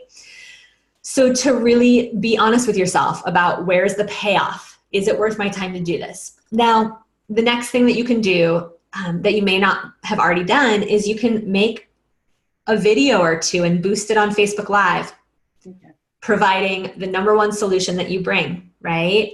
And the number one reason why people might want to think about taking you up on one of your last few full scholarship seats at this event, right? As you get closer, it's actually more and more enticing. There's a lot of people that see, oh my gosh, there's an event happening in 2 weeks. Oh, it's happening next week. Oh, I need that. Oh, I need to love myself more. Oh, I need to have that confidence that she's talking about. Maybe I should go, right? Mm-hmm. So it's not too late to get several more people to your event. So do a Facebook Live or two, make a little video, offer a free breakthrough session where people can hop on the phone with you. You can offer them a ticket to that event on the free breakthrough session, or you can offer event tickets directly on the Facebook Live. Mm-hmm. Yeah. Thank you. You're welcome. And I just wanted to let people know when I go to these events, I do both. I do both text opt-in, and I offer something else, like whether it's the free session to get people to sign up. So then you're getting, and with the text, I'm gifting them like something I already have created. Yeah. So then you're getting people from both angles. Yes, and if you have long enough, that's a great thing to do. If you have more than 10 minutes, you can do the text autoresponder right away. Yeah, and a free gift or an ebook or a checklist. You can do that like halfway through your presentation, like 10 minutes in, 15 minutes in. And then at the end of your presentation, you can pass around the half sheet of paper, and that's when you might want to offer the breakthrough session. I love that. That's a great idea. Yeah. And the other quick thing for you, like when I'm like when I'm giving the offer at the end, like tomorrow, when I mention about the event at the end of this, I can't really say well, I do say it's normally $997 per person. It's 3 days, but today scholarship free tickets. Now, what you were saying though to Angela though, I guess that's the limiter there is my question, because people can go online, and my husband wants to he's been boosting some of these, you know, the ads, right? And so they can go online and see that they're already free. So how are these people feel like it's, so when I speak and I offer free tickets to my event, what I do is I let people know when you grab a seat to the event while you're here with me, I want to make sure to prepare you for that event. So I'm going to immediately send you access to our Irresistible website bonus training. So you can actually take about an hour and make sure your website is up to speed. And if it's not, you can have the tools to get it up to speed. And you can do that before you even walk into the event, because then you're going to be walking into the event with all the knowledge that you need to know to make sure your website is actually working for you. And that way we can just build on that knowledge when you walk into the event. We'll just build on that, and we'll just get you more and more clear and more confident and more skills to go out there and get clients. So I give them something that they wouldn't get if they signed up online. Okay. And I let them know, again, that's an event only bonus for those of you who sign up for the event while you're here with me. Just because I want to thank you for taking that stretch, taking the time. I'm always just super real, you know, taking the time to look at your calendar while you're here with me, and taking the time to really make that commitment, because I know it's a huge commitment to come to an event, but I promise you, for those of you that come, I'm going to make it worth your while. You're going to get this, this, and this, right? And I know the further you get from this moment, the more I could become a distant memory in your mind. I mean, imagine that, Sage Levine, a distant memory. No, just kidding, right? But it's like, you've got to wake them up a little bit and really let them know that you're aware of the fact that they're making a commitment to you right now, and you really want to make it worth their while. Okay. Thank you. Yeah, you're welcome. Kiss for Stacy. Mwah. Go out there and rock that event, woman. We're so proud of you. I'm noticing that there's a couple of Facebook messages just came through saying, okay, Sage, you spent $25,000 to be on stage. Did you make any money? The answer is yes. I made amazing money. The first year I did it, I've done it a couple years in a row now. The first year I did it, we ended up over $100,000 in revenue. And that came from something like 25 to 30 women taking us up on our $2,000 Tribe Builder course. And so that would have been about, 50 or 60 grand right there. And then we had about half a dozen of you enroll in our year-long programs on the backside of that $2,000 offer. When you guys get to the point where you're playing the game of paying $5,000 to speak on stage, $10,000 to speak on stage or more, my suggestion is you offer something paid. You do the math in your head and you figure out what you can offer for $1,000 or $2,000 so that you get your money back right away. Does that make sense? You want to see that money coming back toward you right away, right? Which is why I wouldn't go to Mindshare. I wouldn't sponsor a stage for $25,000 and just give out full scholarship tickets to my event, right? Because it would be quite a bit of money that I then am floating out there until people come to the event and monetize the event. I would much prefer to sell a $1,000 offer or a $2,000 offer so I can see that money coming back. And included in that $2,000 offer is a full scholarship ticket to my event. Are you picking up what I'm laying down? So for those of you that might have that opportunity come your way where you're going to pay a few $1,000s to speak on stage, keep in mind that you could sell, you can bundle up a few of the training programs that you've done, sell them for a few $100s, and then include a free ticket to your event as a bonus. When we do booths, we also recommend swag. People love swag. You guys got to play with a lot of our swag at the last Rock the Stage retreat, but we'll bring swag, we'll bring fun glasses, and sometimes we put them on, and it's a good conversation starter to lure people to our booth, having some kind of a funny costume or some fun glasses to put on to just get people to come over and talk to us, right? You guys love the I'm kind of a big deal plaques, right? We'll sometimes give out prizes at our booth. Remember all the principles of gamification that we teach in your programs. The contest that you see me do as part of my Facebook challenge, right? The video contest, right? Remember that you can gamify speaking engagements too. You can do a raffle at your booth. You know, you can have people enter to win for a free session with you, leave your name and email. You can do fun things to get people engaged. All right, let's take a couple more questions. How about Vicky Detal? Where are you, Vicky? Hi. Hi, sweetheart. Thanks. So my niche is women coming through divorce or breakup. And that's really specific, and it's even a little bit negative. How do I can do my own talks, that's easy, but how do I get on anybody else's stage? Do I need a different topic for that? Not necessarily.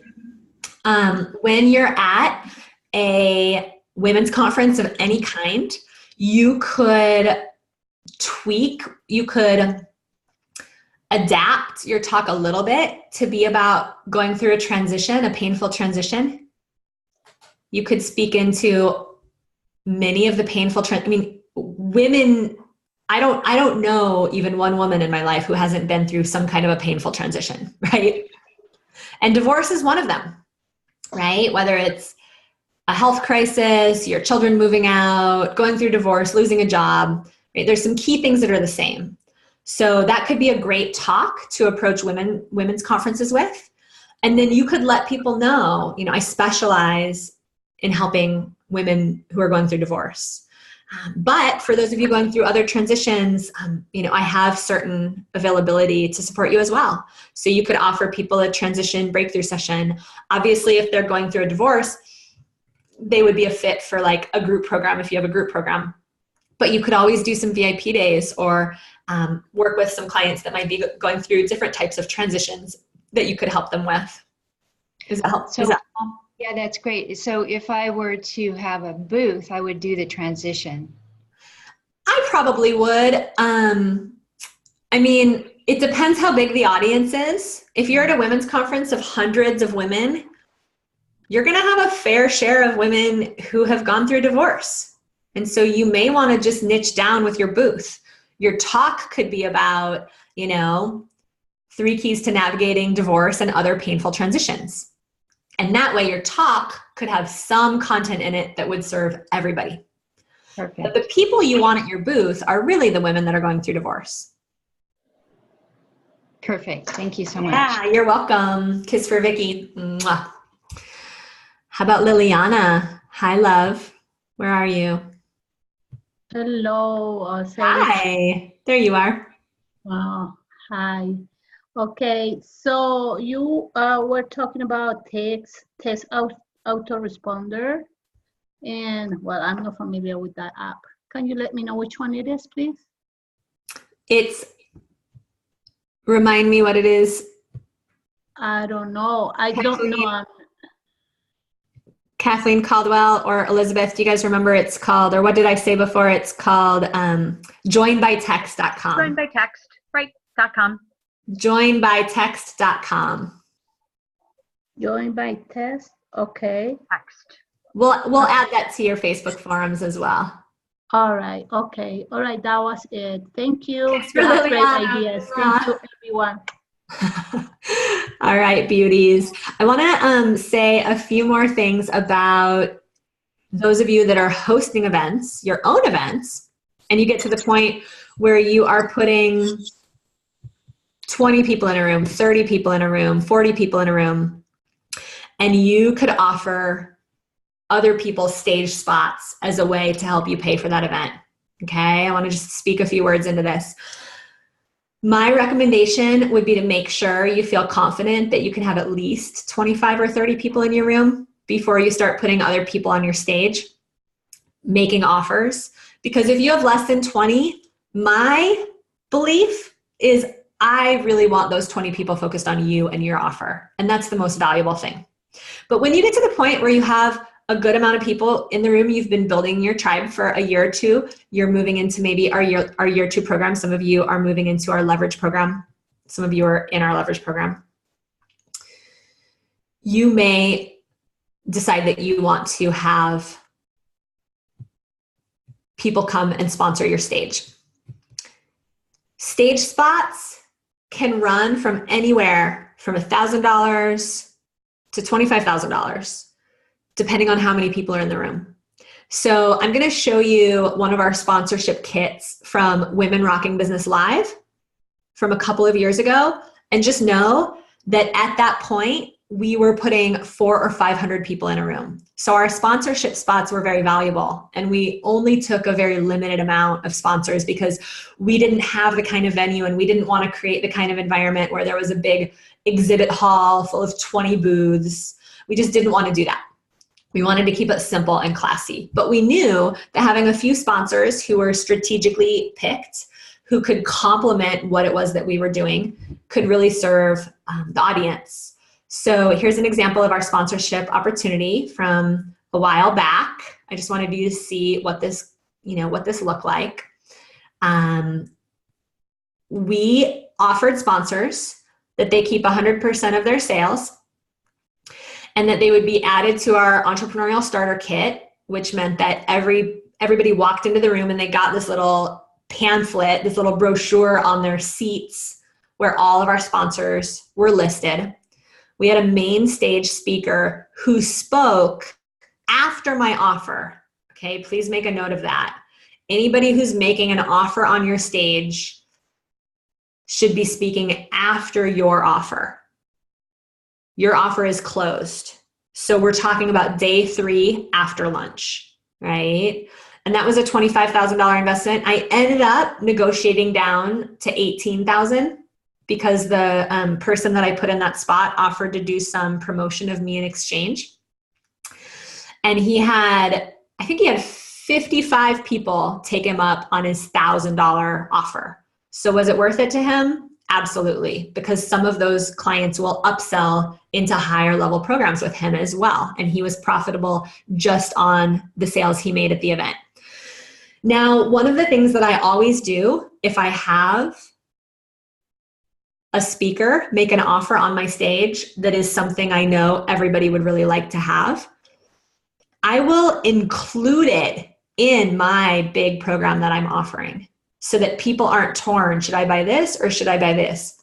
The other thing that I do is I give people a discount. So when my friend Brett Gregory got up on stage after my offer and made his offer for social media marketing secrets, it was a $1,000 course on how to use social media. Anybody who had bought my program was able to buy his program for $500. So this is a really classy way of making sure the people in the room that want to study with you are focused on your offer, and they can get that other thing for either a reduced amount, or maybe you work out a way with your speaker to just fold their offer into your program completely. Super classy and super important because you're the one hosting the event. You are the queen of the party. Okay, we want people focused on your offer. I'll just show you a few more things about this, right? We had a couple of 10-minute speaker slots. We had some room drops, and people that were good room drops, this was a $5,000 investment, people that were good room drops were merchant accounts, practice pay, direct pay, right? Our shopping cart has done a $5,000 sponsorship in exchange for me mentioning from stage that this is who we use and doing a room drop of their flyers. Does that make sense? So at the point where you're starting to get 40 or 50 or 75 or 100 people in a room, can be really beneficial to have a team member reach out to your merchant account, your shopping cart, some of the services that you use, because they're not in any kind of competition with you. The people coming to your event need those services anyway. And those people, those folks, those services, those service providers will oftentimes spend thousands of dollars to get in front of your people. The other thing that I did offer was booth packages. You guys have seen that we offer jewelry at our events, right? the folks at that jewelry table are either paying to be there, or I end up getting a percentage of everything they sell, which means I get to gift my entire team with jewelry, which is really fun, right? To be able to gift my entire team with a really beautiful, $200 or $300 piece of jewelry in exchange for that jewelry being at the event. So we do fun things. We oftentimes create creative agreements with our sponsors and with our speakers who speak on our stage, so that everybody who comes to our events wins. But there's a whole business model behind creating events with multiple booths or multiple sponsors. And it can be fun to get into that as well. It's a different kind of a model. When you're the one offering a high-level coaching package, a high-level training program, I do recommend that, especially in the beginning, you start out by keeping your event really focused on you. And then from there, you can branch out as you get more and more skilled and sort of comfortable filling events and monetizing events. So let's take one more question, and then I want to take a few minutes to talk a little bit about self-care and mindset behind getting on stage, because I had so many questions at our last Rock the Stage retreat that we weren't able to get to. I just want to make sure you guys have that information. Kia, what do you got? Hey, sorry. So mine goes back, forgetting actually who goes back to, but has to do with, you were mentioning, jumping into my offer right now, the first 5 people will get blah, blah, blah, and just kind of the flavor that lends to. And I can totally feel that. So I potentially have an opportunity to be able to offer kind of this cool up level for a handful of people at my live event in January.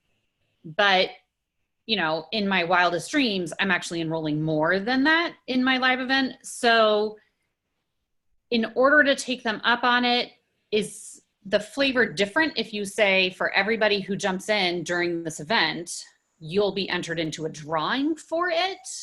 Or what's the thing? Why is it so limited? So it's like a small airplane ride over the California coast. So, feeling like taking off into your own space and your own being. That's really cool. That's really cool. I would do a drawing.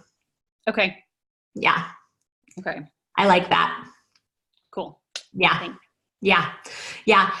It's just a little dangerous, wouldn't you guys agree? To be like, the first 5 people get this thing, and then people are like, oh, well, I'm number 6, so maybe I don't really want to do the program at all. Yeah.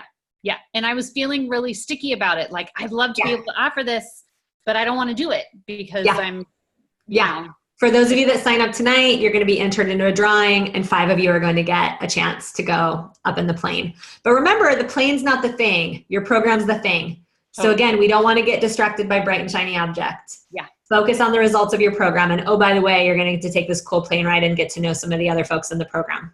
Yeah. Yeah. Kiss for you. Mwah. Okay, Catherine Winter, Catherine Celery, where are you? Hello. Hi, sweetheart. Long time no see. I know. Catherine hosted an incredible event over the summer with Sri Ravi Shankar in Colorado and had hundreds of people show up. How can we support you, my dear? You've been landing TEDx talks left and right. Yeah, so I just wanted to tune in with you because I just got back from France, did my second TEDx about a week ago, and my third one is in about 3 weeks. And so I have like a library now that it's a slightly different stage than what you've been talking about, but I want to be able to use it and leverage it, to the best of my ability. So just wanted to tap into your insight there. Yes, we're getting like 25-cent views on our TEDx talk on Facebook. So when we run ads to the TEDx talk, we're getting views for like 25 cents, which is cheaper than almost anything else we do on Facebook. And of course, when people see the TEDx talk, they get warmed up for everything else that we do. So that's a really easy thing that you can do. You can take a splice of your TEDx talk, just like 2 minutes, and, run it on Facebook as an ad and make the, click the link here to watch the entire talk type of thing.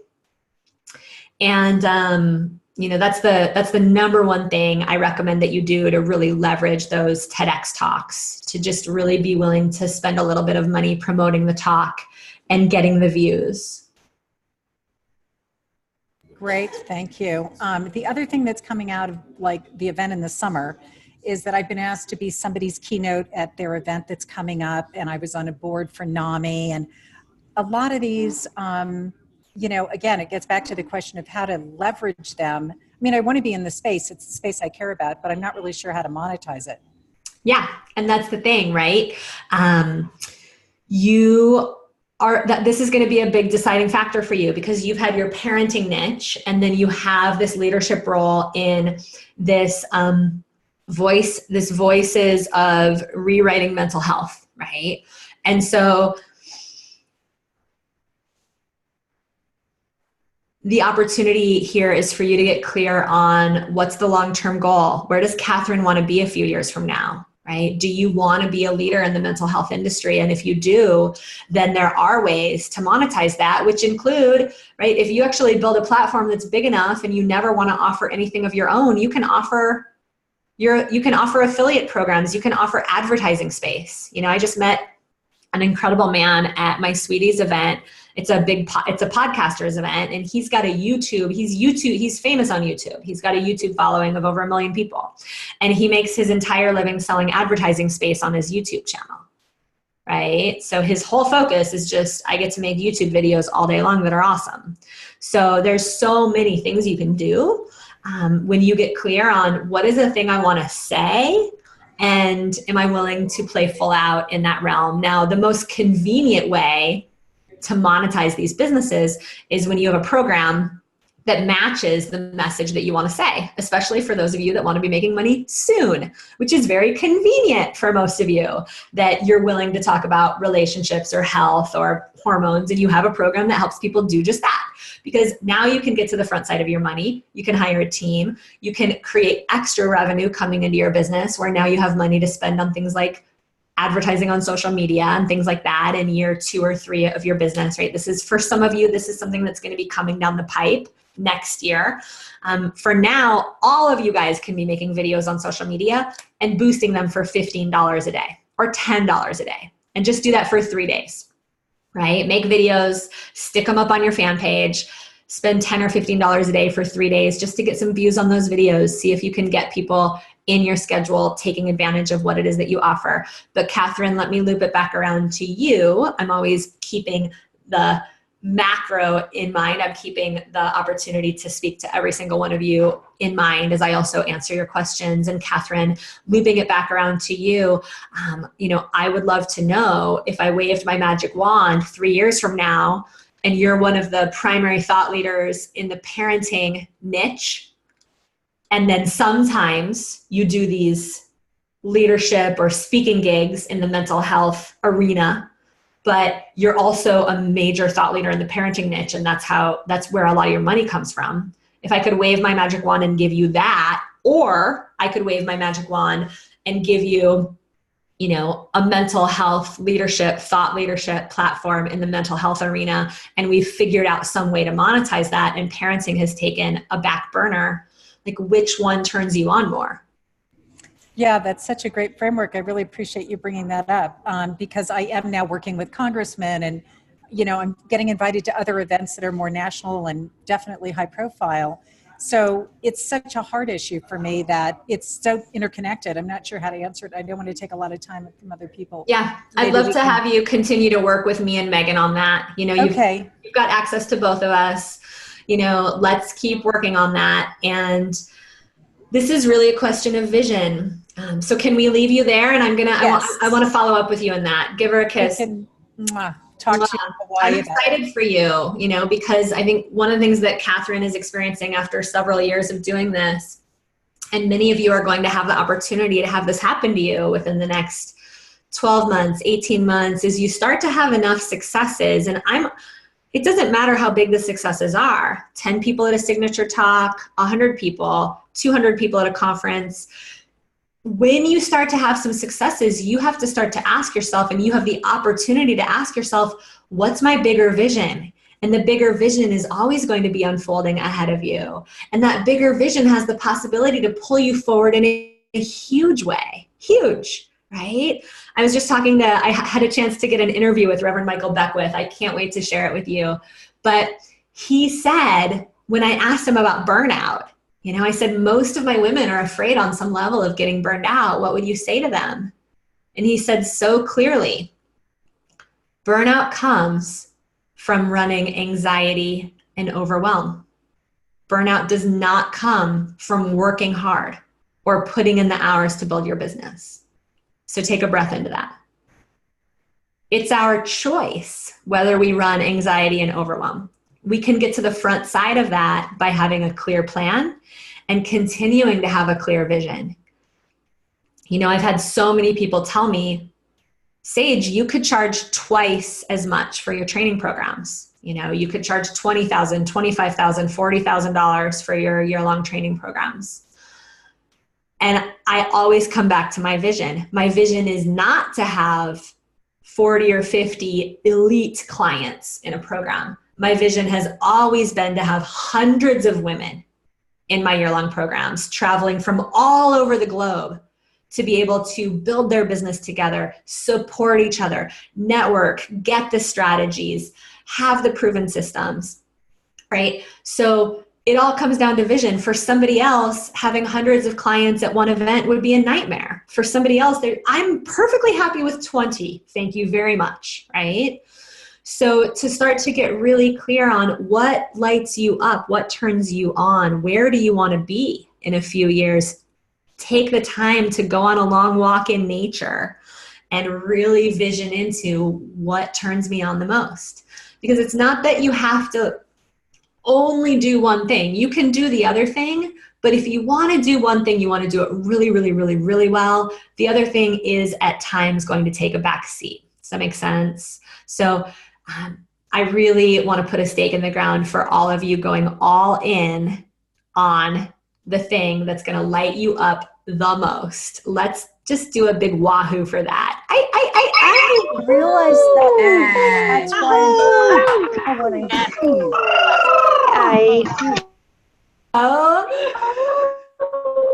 That being said,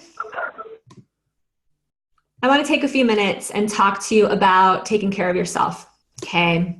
I want to dive in and chat with you a little bit about how to take care of yourself in this crazy journey called being on stage, doing events, doing signature talks, landing stages, whether it's your own stage in your living room or whether it's a big conference.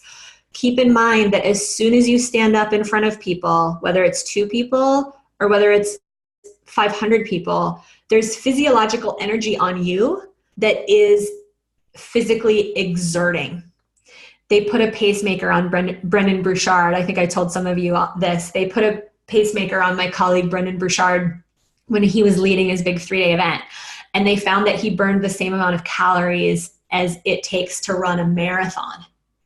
And that's just the physical part of leading. That doesn't take into account the spiritual, the physiological, the energetics of really holding space for people's transformations. So as you step into this identity of speaker, of leader, of getting visible, I want to recommend that you put a stake in the ground to start taking even better care of yourself than you're used to taking, and to really work on your mindset and be embracing the mindset tools that are going to set you up for major success. So, dun, dun, dun, dun, let's do this.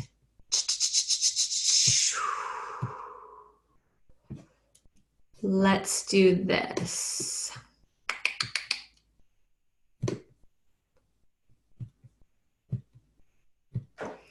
I love Michelangelo's quote, right? If you knew how much work went into it, you would not call it genius, right? Like when you walk into an event, I know Catherine just learned this, our client Sophia is learning this as we speak. She's doing her first event ever in San Diego, her first big event, right? It's always more than you think it's going to be. right?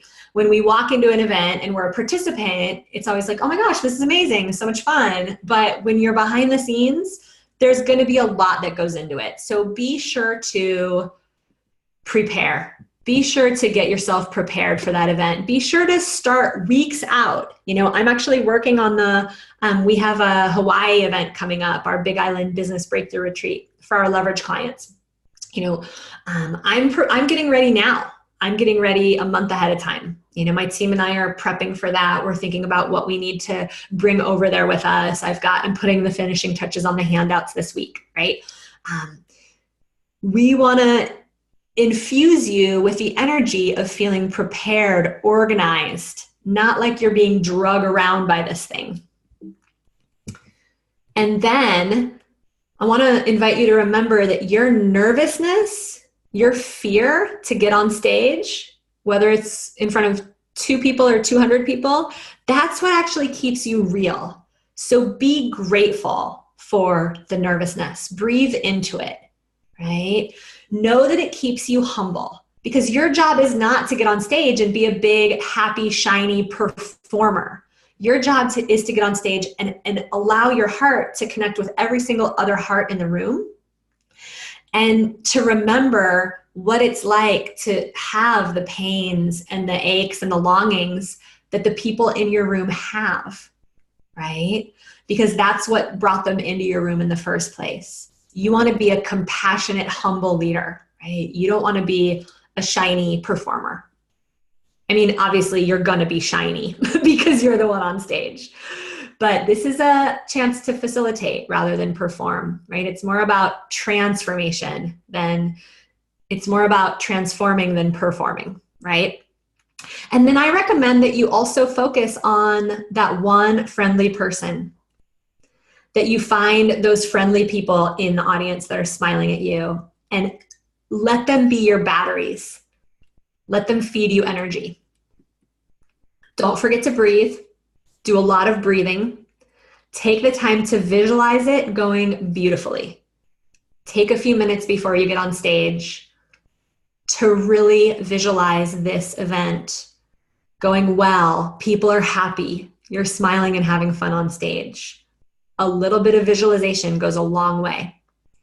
I always listen to music before an event, and even during an event. I use music to help me unwind at the breaks. I bring my little Bluetooth speaker into the green room. I play meditation music to help me unwind, because your body needs to know that it's safe to unwind when you get off stage.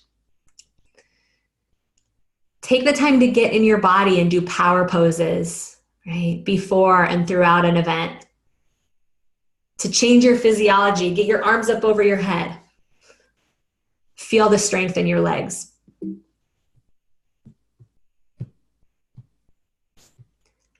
If you freeze on stage, there are always choices. So rather than being terrified that you're going to freeze on stage, I recommend you have a partner exercise in your back pocket. What that means is at any point during a talk, you could pretty much have the people in the room turn to a partner and share with them your biggest challenge or the biggest thing you've gotten out of this talk so far, right? You could pretty much always do that. And if you write out what you would need to say to get people in that partner exercise on a note card, have it in your back pocket. You can even share that with one of your team members who you know would be capable of getting people into a partner exercise. If anything went down in your room, if anybody decided to throw you some resistance, or if any of your participants decided to do something crazy, right? These are the things that freak us out. These are the things that scare us before we get on stage, right? So why not have a plan B? My first 3 big events, every single moment I was on stage, I had a little partner exercise in my back pocket, just in case something were to go down. I knew exactly what I would do so that I would have a chance to step backstage and take a breather if I needed to. Okay. I never once needed to use it. I think one time I used a version of it, but just being prepared is going to help you be so much calmer. If you're nervous, be transparent. It's okay to let people know, oh my gosh, I'm so nervous. Let's all take a deep breath together. It just makes you human. They're going to be that much more in love with you. I've also learned over the years, and I know many of you probably have learned the same thing, always be prepared to teach without your slides. Just be prepared, because technology, guess what? It's amazing when it works. And when it doesn't work, hello, we can sure get our undies in a bundy, right? And forget about the days where people gave speaking engagements all the time with no PowerPoint, right? But I always take a few minutes to think through, you know, if we were to have an electrical outage, if the projector were to break, how could I get the same point across without my slides? And so I print out my slides. I print them 6 to a page. I make notes on them. I highlight the things I think would be good to draw up on a flip chart if my slideshow were to fritz out. So I have a sense of, you know, I'd probably put this slide and this slide and this slide up on the flip chart. And the rest I could just teach directly to people. And I could refer to my notes when I need to, right? Because absolutely, you want to arrive on site early. You want to practice your slideshow. You want to make sure it's up and running if you have slides. But you always want to be prepared to keep smiling at that room full of people and keep serving them no matter what happens with technology. I want to take a moment and answer a few questions that you might have about mindset. And then I'm going to stay after for a few minutes and chat about self-care, because I think it's an important topic to cover. Who has a burning question specifically? And I'm going to put the hands down that were up from before. Who has a burning question specifically about mindset and staying out of the fear gremlins before you get on stage? How about Christina Peters? Hi there. Hi, sweetheart. Good to see you. Thank you. You too. So I do speak a lot, and what I find I do, I end up out of breath in the beginning until I settle in. And so I'm envisioning that it makes it sound like I'm really nervous. I'm not really sure where it's coming from, but it happens every time I'm in a bigger group. Yeah, You know yeah. what I mean? Yeah, I do. Yeah, I get out of breath as well. And one thing that happens physiologically before we get on stage is that our body starts preparing us to be bigger than the audience. The body is actually very smart, because if we get on stage in kind of a passive, you know, I'm just pulling some, you know, kale salad out of the refrigerator and I'm going to just sit and flip through a magazine. If we get on stage with that energy, we're not going to be very effective. Yeah. So the heart starts beating faster with an intention that we enter into kind of a heightened state of awareness, and we speak a little bit faster. Speaking faster on stage is actually a really wise thing because it keeps people's attention, right? You don't want to be speaking quickly the whole time you're on stage, or people are going to start being like, oh my gosh, she's overwhelming me. So you want to learn to modulate your voice.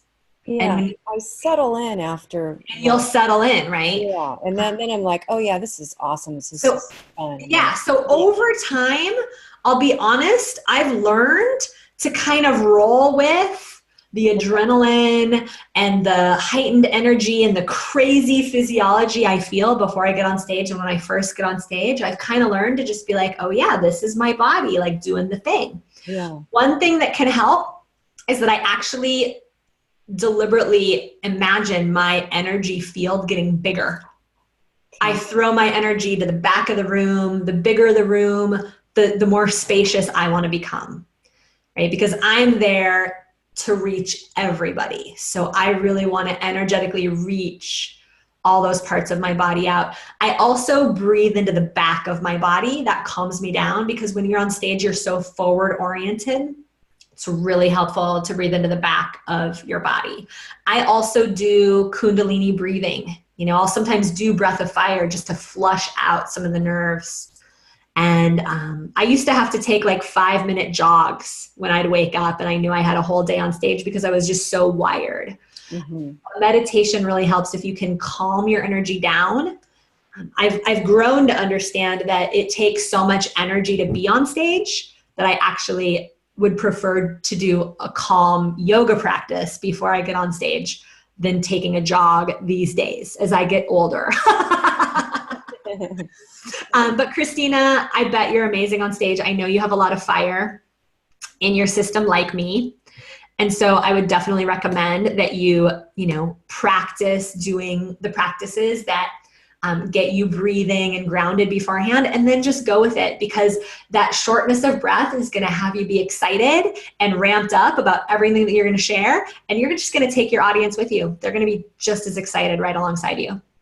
Thank you. Yeah, it's funny. The first few conferences I spoke at were at very high altitude. And I have some breathing issues and stuff. And so I assumed that with every year I was speaking at these conferences, I just thought, oh, it's because of the high altitude, like over 7,000 feet. And then when I spoke again in New Orleans, I'm like, it's not the high altitude at all. We're at water level. Well, and when I do fly to altitude to speak, I've spoken at one of Jeff Walker's conferences in Durango, Colorado, which is at, 7,000, 8,000, 9,000 feet. It's really high.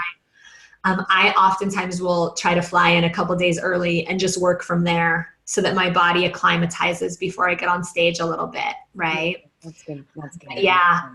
It's tough. Yeah, I love your fire, Christina. Give her a kiss. Mwah. All right. What about Kate Duffy? What do you got? Hi, Kate. Which I loved. Okay, start over. I just unmuted you. Oh, okay. Oh, thank you. I wasn't paying attention. So my concern about mindset and speaking, I had an example of it happen, and Serena actually addressed the topic, and I didn't get a chance to talk about it, but it was beautiful the way she did it. So my first event I had a year ago, I had 300 people, only 150 RSVP'd. I was presenting someone in addition to myself, which is why I think I got so many, but everyone said, oh, it's free. Don't expect that many to come. Well, 300 came, and we had a VIP dinner. And so 3 times the more people came than were supposed to the dinner because of a mistake email that he sent. The point I'm making is I was in the space of managing a crisis in the moment. And I caught myself when an old friend came toward me. I kind of looked at her and I was sharp because I couldn't manage both. Serena said something. And so this is a worry I have about my events. My people are emotional. If I get triggered, it's hard for me to manage all parts. Serena said at Rock the Stage, I'm paraphrasing. I'm your coach and I'm here training too. I wear these 2 hats. When I see you in the milieu, I want to answer your question. But I might be in the mode where I'm in the trainer prep or whatever. Again, I'm paraphrasing. So she said it would help me if you laser your question when you see me. So what I loved about what she did is she was teaching us how to treat you guys. Right? Yes. Yes. So what happened to me is a few people came to me on break and wanted to talk to me about what I do because I was on stage with you. And I talked to both of them about this because when I'm in a conversation or on an email that's stressful and someone goes to interrupt me, sometimes I'm like my nervous system wants to go, stop, I can't handle. And I know you have a protector, so I'll let you, I know you know what I'm talking about. I know it. I'm picking up what you're laying down. Raise your hand if you know what Kate's talking about. Yeah, it's super real. So there's two pieces to this, and I want to address both of them. The first one is, how do you protect your energy when you're the one on stage? Because it's very difficult to be the one on stage and then to have to flip into managing things like the catering or the meals or what's happening in the bathrooms. You can't do both of those things, which is why you have to have a wing woman. And then the second question is, how do you set the context from stage so that you can walk through the crowd and take care of yourself and go take a break if you want to, and not feel like every single moment, right? Especially for those of us that have the introverted parts of us, right? It's very important that we feel energetically like we could have some moment during that day where we don't have people needing something from us, right? So that our batteries can recharge, because we're there for everybody, We're not just there for those one-off questions, right? So let's first talk about the first question, which is protecting your energy field. The way that you do that, here's the thing. I'm going to preface this by saying it's never going to be perfect.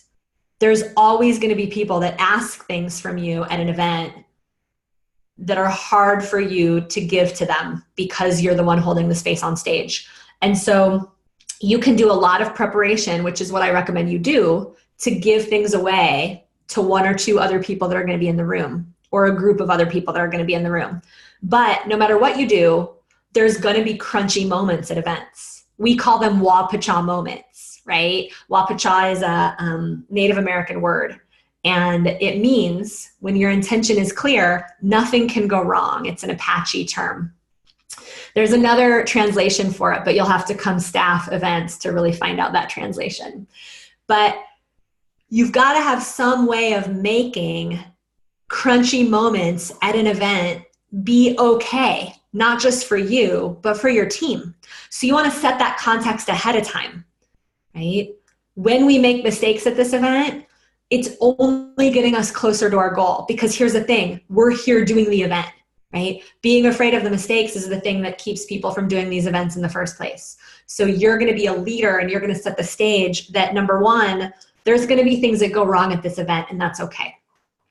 Number two, when I get crunchy, please forgive me. I am holding the room. And so this might be a time when I'm not my normal, friendly, loving self. God forbid I might snap at you or turn into a crazy bitch or a crying little girl. Please know I'm holding the energy of the whole group, and this can be a time when I can get really edged out, right? And I tell that to the people that are going to be closest to me after the event, so that when that happens, because it usually will, where I become a very imperfect leader, we can clean it up and I can apologize ahead of time and I can look them in the eye and go, oh, this is one of those moments that I told you about. I'm so sorry, right? Second of all, I take the time, and I recommend all of you take the time a few days before your event, when you're not in that energy yet all the way, to make sure you have people on your team who are holding registration. Somebody's in charge of registration. Somebody's in charge of the meals. There's somebody in the room who knows that if anything goes wrong logistically or with the venue or anything like that, it's their job to take care of that. It's their job, not yours. And that you've had the talk with them of, I'm here to teach. Will you hold all of this for me? Because I won't be able to hold it in the moment. And that you don't try to be Superwoman. So I take the time to pass off my slideshow ahead of time so somebody knows what's going on with my slideshow. I take the time to prepare a list of music, take the time to meet with my team and talk about, right, whatever we need to talk about. Then there's the question of, how do you position your leadership and your ability to take breaks? My favorite way is similar to Serena, where we will say something on stage like, hey, when you have questions, do us a favor and bring them to the microphone during Q&A, so that on the breaks, my team and I can get breaks, right?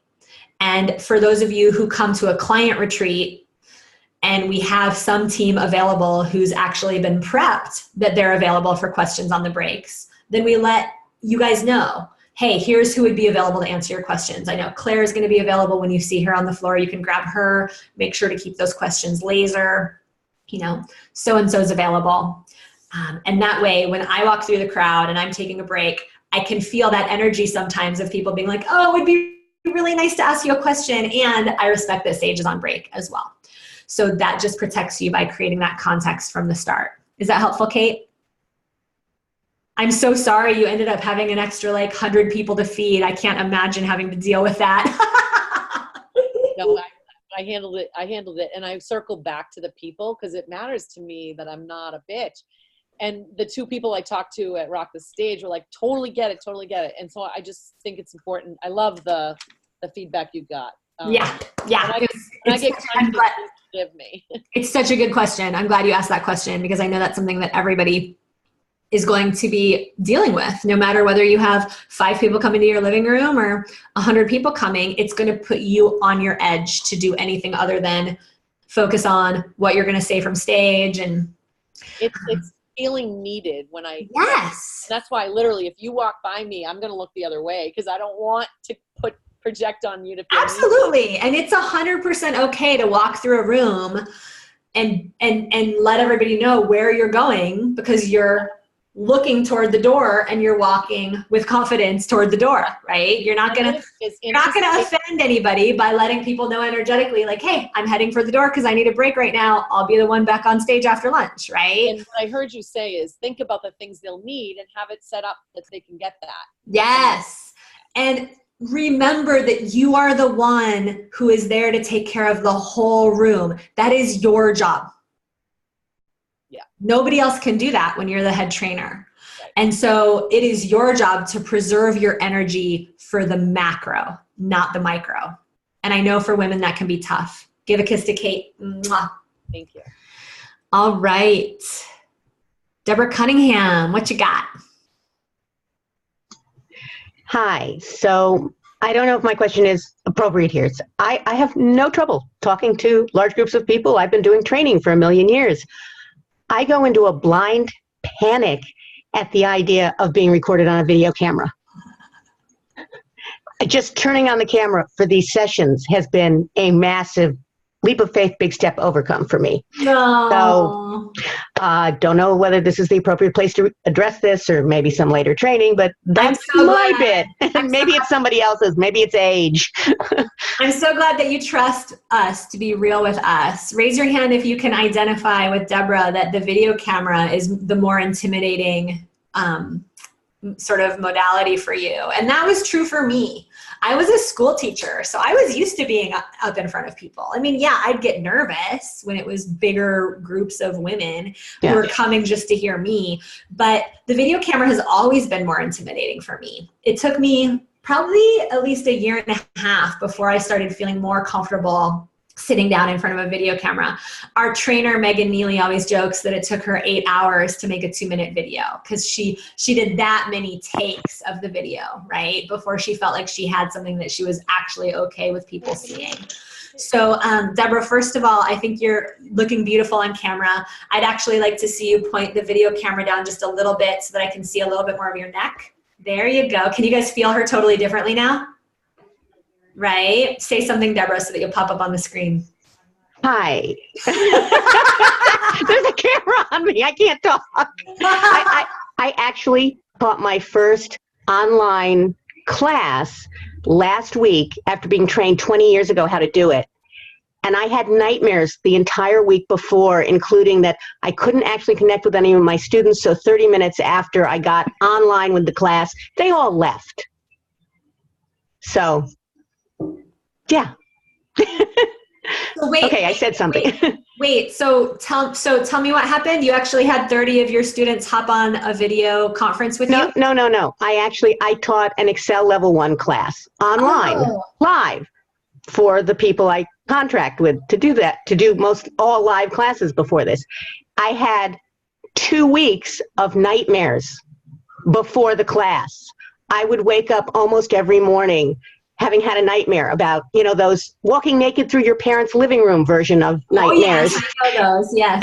And I basically badgered my operations guy and the guy who manages the trainers and kept asking them for help and questions. And I think they thought I'd entirely lost my mind. And the class went okay, bunches of technical problems, but I still am hyperventilating slightly, but I did it. I survived my first online class. I'm turning on the camera here.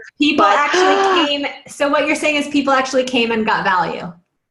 Yes. And they were all signed up and they liked me more than they liked most of the online trainers because I individualized it and personalized it and I had scared beginners. But I still am hyperventilating just slightly even thinking about it. So you're beautiful. So I think in some ways you answered your own question, my dear. Okay. You were nervous to do it and you did it and you pulled it off and it went decently. And that's the only real That's the only real solution that I know to tell you, because anything else that I would tell you to like make that fear go away would be manufactured. You know, Okay. My belief is it's not about trying to get rid of fear. It's about loving yourself through it, bringing that scared part inside. I always think about my little girl who's scared. What does she need right now? Loving her up, and then being willing to go do it anyway, and continuing to make that commitment to my vision and to my clients bigger than my fear. And what I love about what you're saying is that as soon as you realize there were real people actually paying attention to you and that they were getting value, right, you were able to keep going. And so in my experience, the more we can shift out of focusing on the fear and the gremlins and the anxiety and the hot sweats, and shift to focus instead on, I'm here to help people. And even I picture you guys in my mind. Like I picture your faces in my mind when I'm about ready to go on video. I think about you, and it opens my heart. These are real people I'm talking to. This isn't just a little black box, right? And one of the things I always try to remind myself when my body's doing all that weird stuff, when I'm up at night, when I'm getting I've gone through times in my life where I'm up getting night sweats for many nights in a row. My acupuncturist, is worried that it's my nervous system, my kidneys, my, doctor has her own thing to say about that. I've gotten blood tests. At the end of the day, I'll be honest, I've come to understand that our body has to physiologically change in order for us to become the leaders that we're becoming. And so if I'm going to need to sweat at night for a couple weeks in order to shed old layers of my being, just breathe into that. If that's part of what my body needs to go through to become the leader I'm becoming, then I'll do everything that I can think of to supplement, to care for my body during that time when it's needing some extra hydration. It might need some extra vitamins. Now, that being said, if you're up with night sweats for weeks in a row, months in a row, like you've got to go get some medical opinions about that so that you can take care of your body temple. But, hear what I'm saying when I say your body is going to go through stuff in order for you to become the leader you're becoming. And when we could stay out of story around it and bring a lot of gentle, loving care to ourselves, what I found is that those physiological symptoms can just simply be energy moving. Mm-hmm. And when I deeply listen and I stretch when I need to stretch and I take breaks when I need to take breaks and I go get a bunch of coconut waters when I need to hydrate, right? It's like, I feel better on the other side of it. And who I'm seeing, the Deborah Cunningham that I'm seeing with her flowery shirt and her bright smile and her glasses, the beautiful, humble woman that you are, is going to have your own kind of leadership that speaks to people, whether you're on camera or on stage. So I'm just excited that it sounds like you're willing to keep getting out there, even though you're nervous. And you said something that was really important. What all of the self-care makes sense, but you said something about imagine, you're speaking. I thought, there's no reason I can't have one or two people around that I'm actually talking to when I'm recording, so I'm talking to them and not to the damn camera. You got it. Absolutely. Thank you. I've definitely asked friends to come and stand behind the video camera for me. Absolutely. Give Deborah a kiss. Mwah. Thank you. I love that. I love that. All right. I want to talk a little bit more about self-care because this is key. This is so key. You are going to need another level of care when you get on stage than you need when you're not on stage. So I want to direct us to my stage self-care tips. My friend Mastin Kipp and I put this together. Do you guys know Mastin? He's got a great book out there called Claim Your Power. And him and I were geeking out at one of our mastermind events about everything that we do to take care of ourselves when we're on stage, and we started typing it all up. And so this is a compilation of what both of us came up with, and now I do all of this because it's also smart. But before I go to speak anywhere, I always bring something that I can eat that I know is going to be gentle on my digestive system, right? Because you don't want to put a bunch of new food in your body or a bunch of, hotel food in your body, right? You don't want to put a bunch of food in your body that your body's not actually used to digesting right before you get on stage. Because when you get on stage, just the act of getting on stage can already throw your digestive system off a little bit. So I love Perfect Food bars. They're super easy to digest. I love hard-boiled eggs. I need protein, almond butter, salmon, smoothies. I drink a lot of lemon water when I'm on stage a lot because lemon water alkalizes your body. If you've never done much research around what it really means to alkalize your body, I highly recommend you look it up. Do a little research on what it means to alkalize your body, because the more acidic your body is, the more your nervous system and your immune system get compromised. And that's when you get sick. Right? One of the big secrets to staying healthy and staying plugged into the infinite energy source is to alkalize your body. And it's counterintuitive to say that drinking lemon water actually alkalizes your body. You would think that lemons would make you acidic because lemons themselves are acidic, but they have the opposite effect in your body. Does that make sense?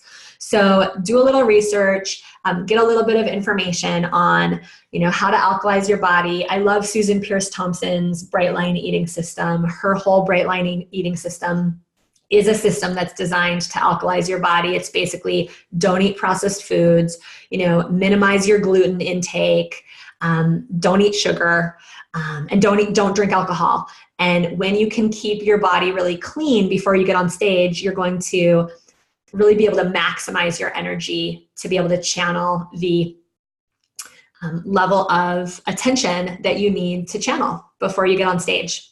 I always listen to some of my grounded sort of meditation music when I'm in the car going over to a speaking gig. That being said, I've also been known to be the one screaming at the top of my lungs to some punk rocker song when I just need to move the energy. Do you know what I mean? So if I find myself frustrated or having a lot of fire, like what Christina was talking about before she gets on stage, you can move that energy too.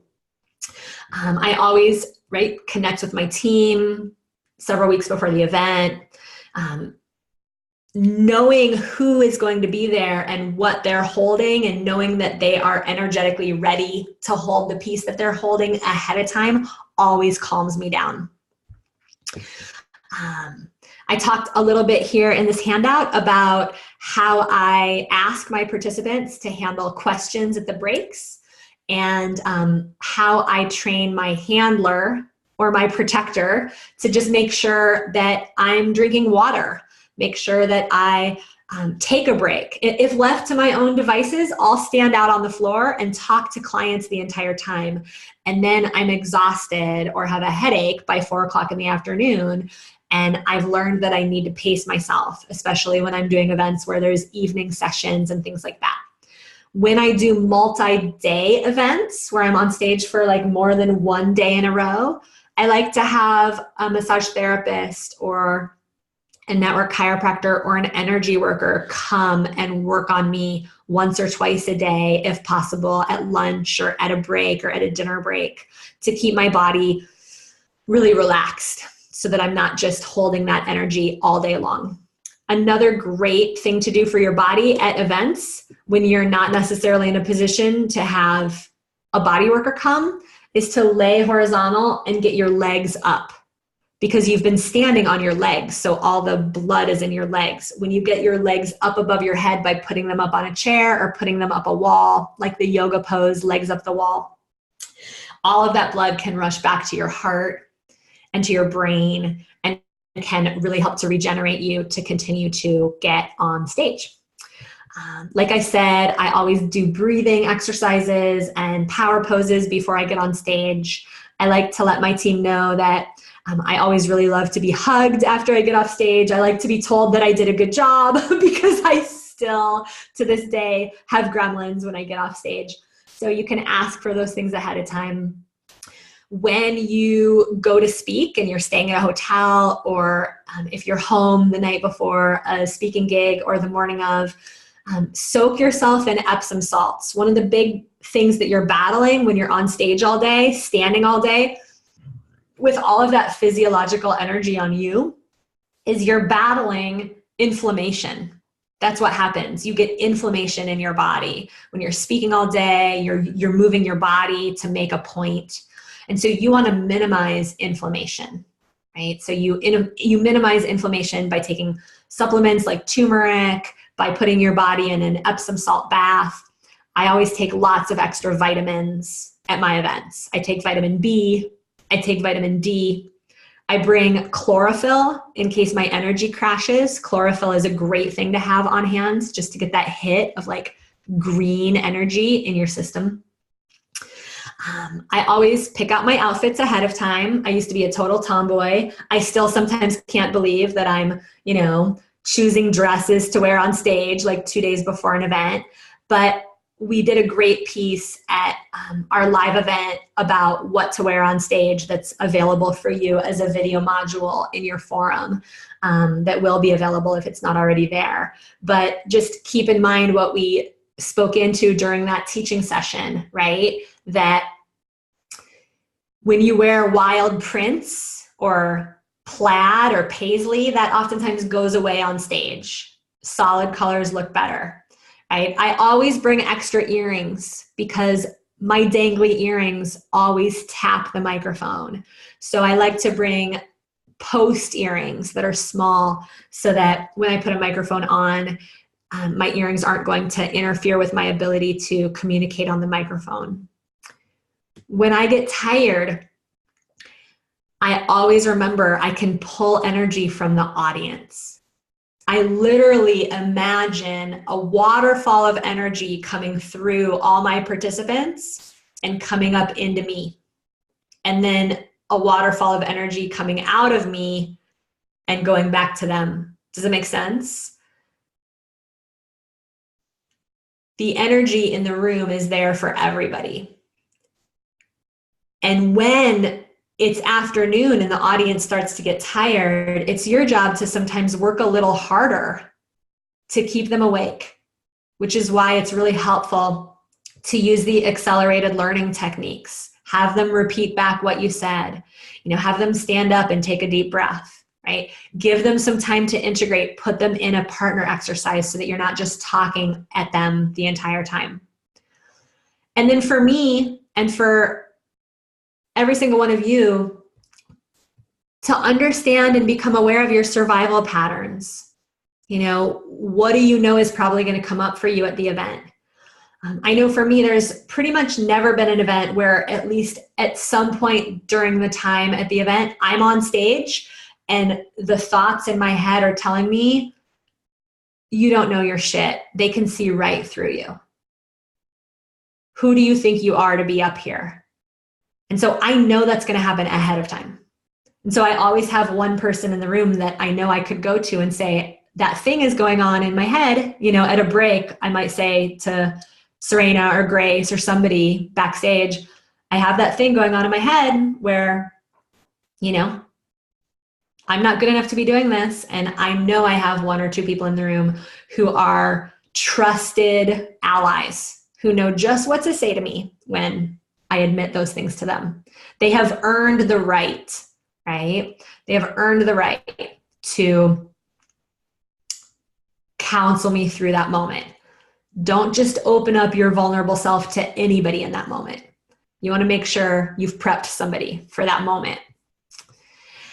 And then the last thing that I always like to recommend, I know this is kind of weird that I bring this up as a technique to overcome mindset, fear, gremlins, as a technique to take better care of yourself.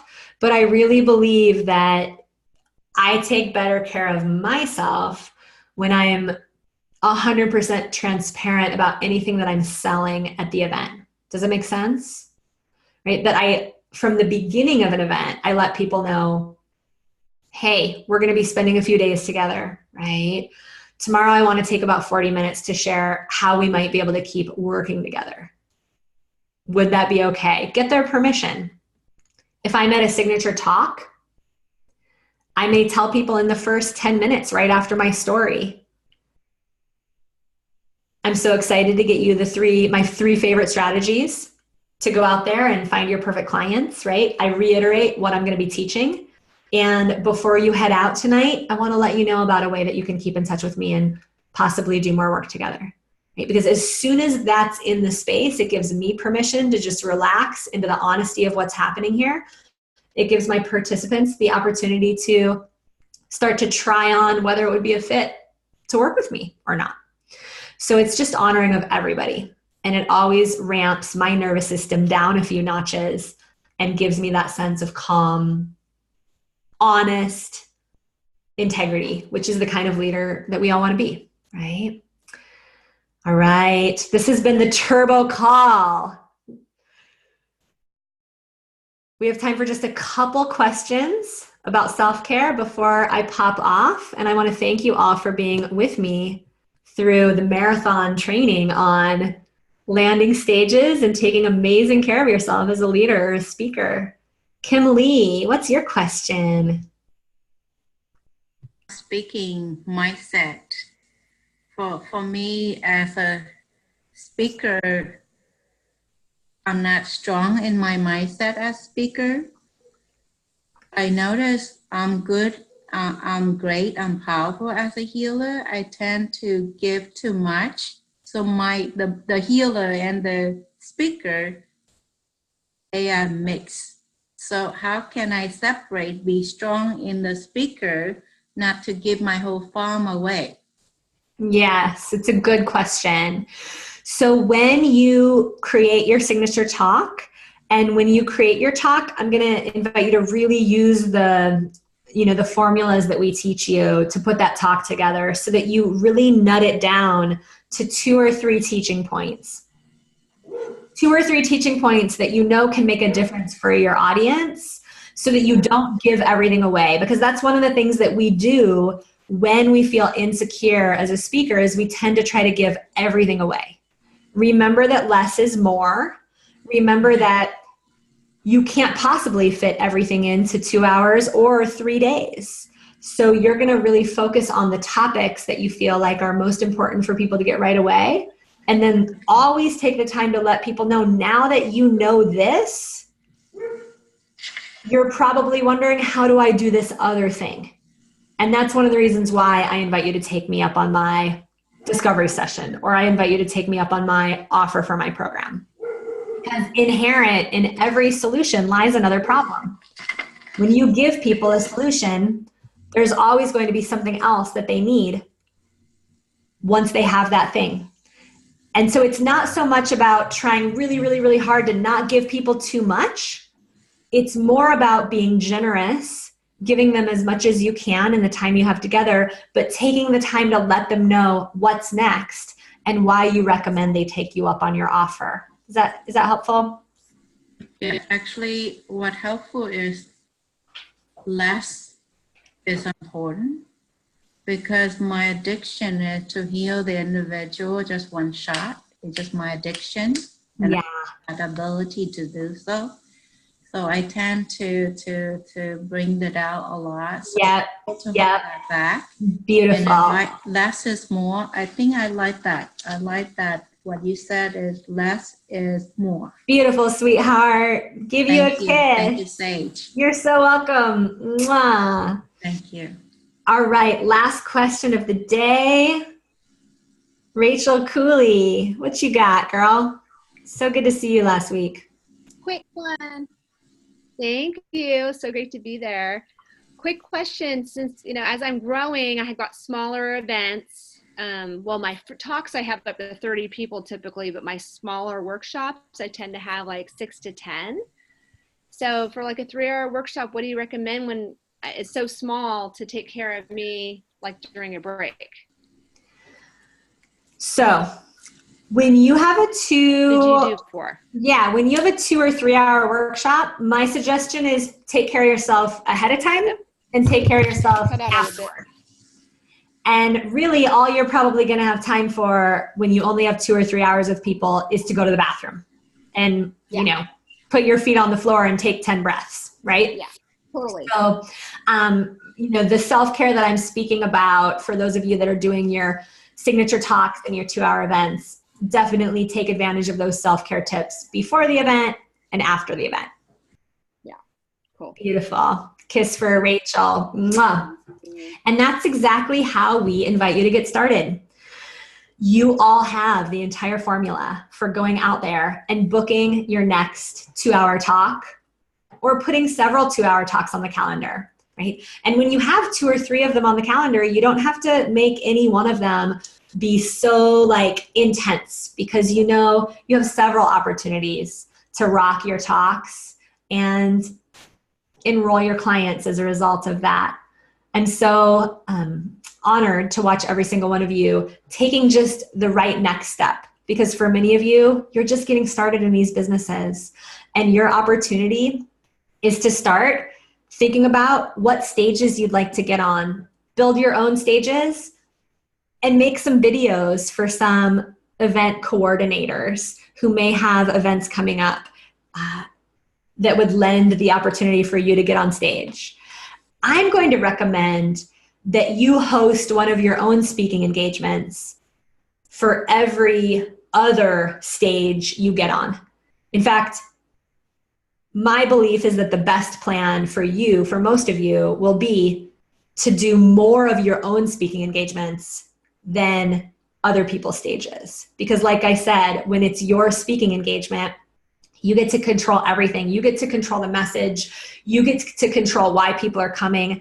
And you get to be the one with the flashing sign saying, if you're struggling with this problem, come hear this talk. And that way those people are ready for you. They're ready for your solutions. They're ready for your offer.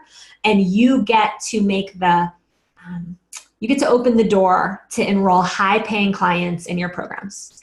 And that's what this is really about for most of you, is making sure that you have enough clients that you feel calm and stress-free as you grow this business. Because the thing that creates anxiety and stress is, I don't know if this is going to work, right? I need the clients. I need the income.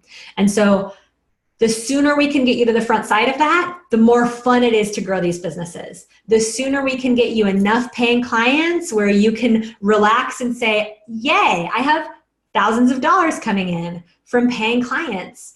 That part of you settles down, and then it's more fun to plan the speaking engagements. It's more fun to experiment with getting behind the video camera. So decide what your next step of your vision is, right? How many more clients are you going for? And really ask yourself, what's the quickest way to invite those next 2 clients, those next 3 clients, for those of you in leverage that are looking to double the size of your programs, right? For those of you who are looking to grow more quickly, where are those next 10 or 20 clients, and how could I fill a room full of enough people where I could start to step out of that time for dollar paradigm? You've got this. You have everything you need. Keep going. As we wrap up, go ahead and unmute yourself and let me know in 1 sentence or less, what's the biggest thing you're getting out of this call? Who wants to share a takeaway? Less is more. Thank you, Kim Lee. What about you, Rachel? Self-care is paramount. Self-care. What about you, Janine? You know, I'm always looking for new tips on self-care. So thank you very much for that. What about you, Robin Nielsen? I think just no matter how many people you have in the room, it's going to be a great event. Yes, I love it. Quality of connection rather than quantity of humans. Yes. I have been at some of the most magical intimate events, and I know you have too. So don't judge yourself based on how many people are coming. Pamela J. She's freezing up. Kia, what do you got? My stage is the best stage. To play my own game. Sorry, one more time, Kia. My stage is the best stage. Yeah! Amen, sister. I love it. All right, with that, let's unmute ourselves and say goodbye. We love you all. Bye. Bye. Thank you. Bye. Lots of love.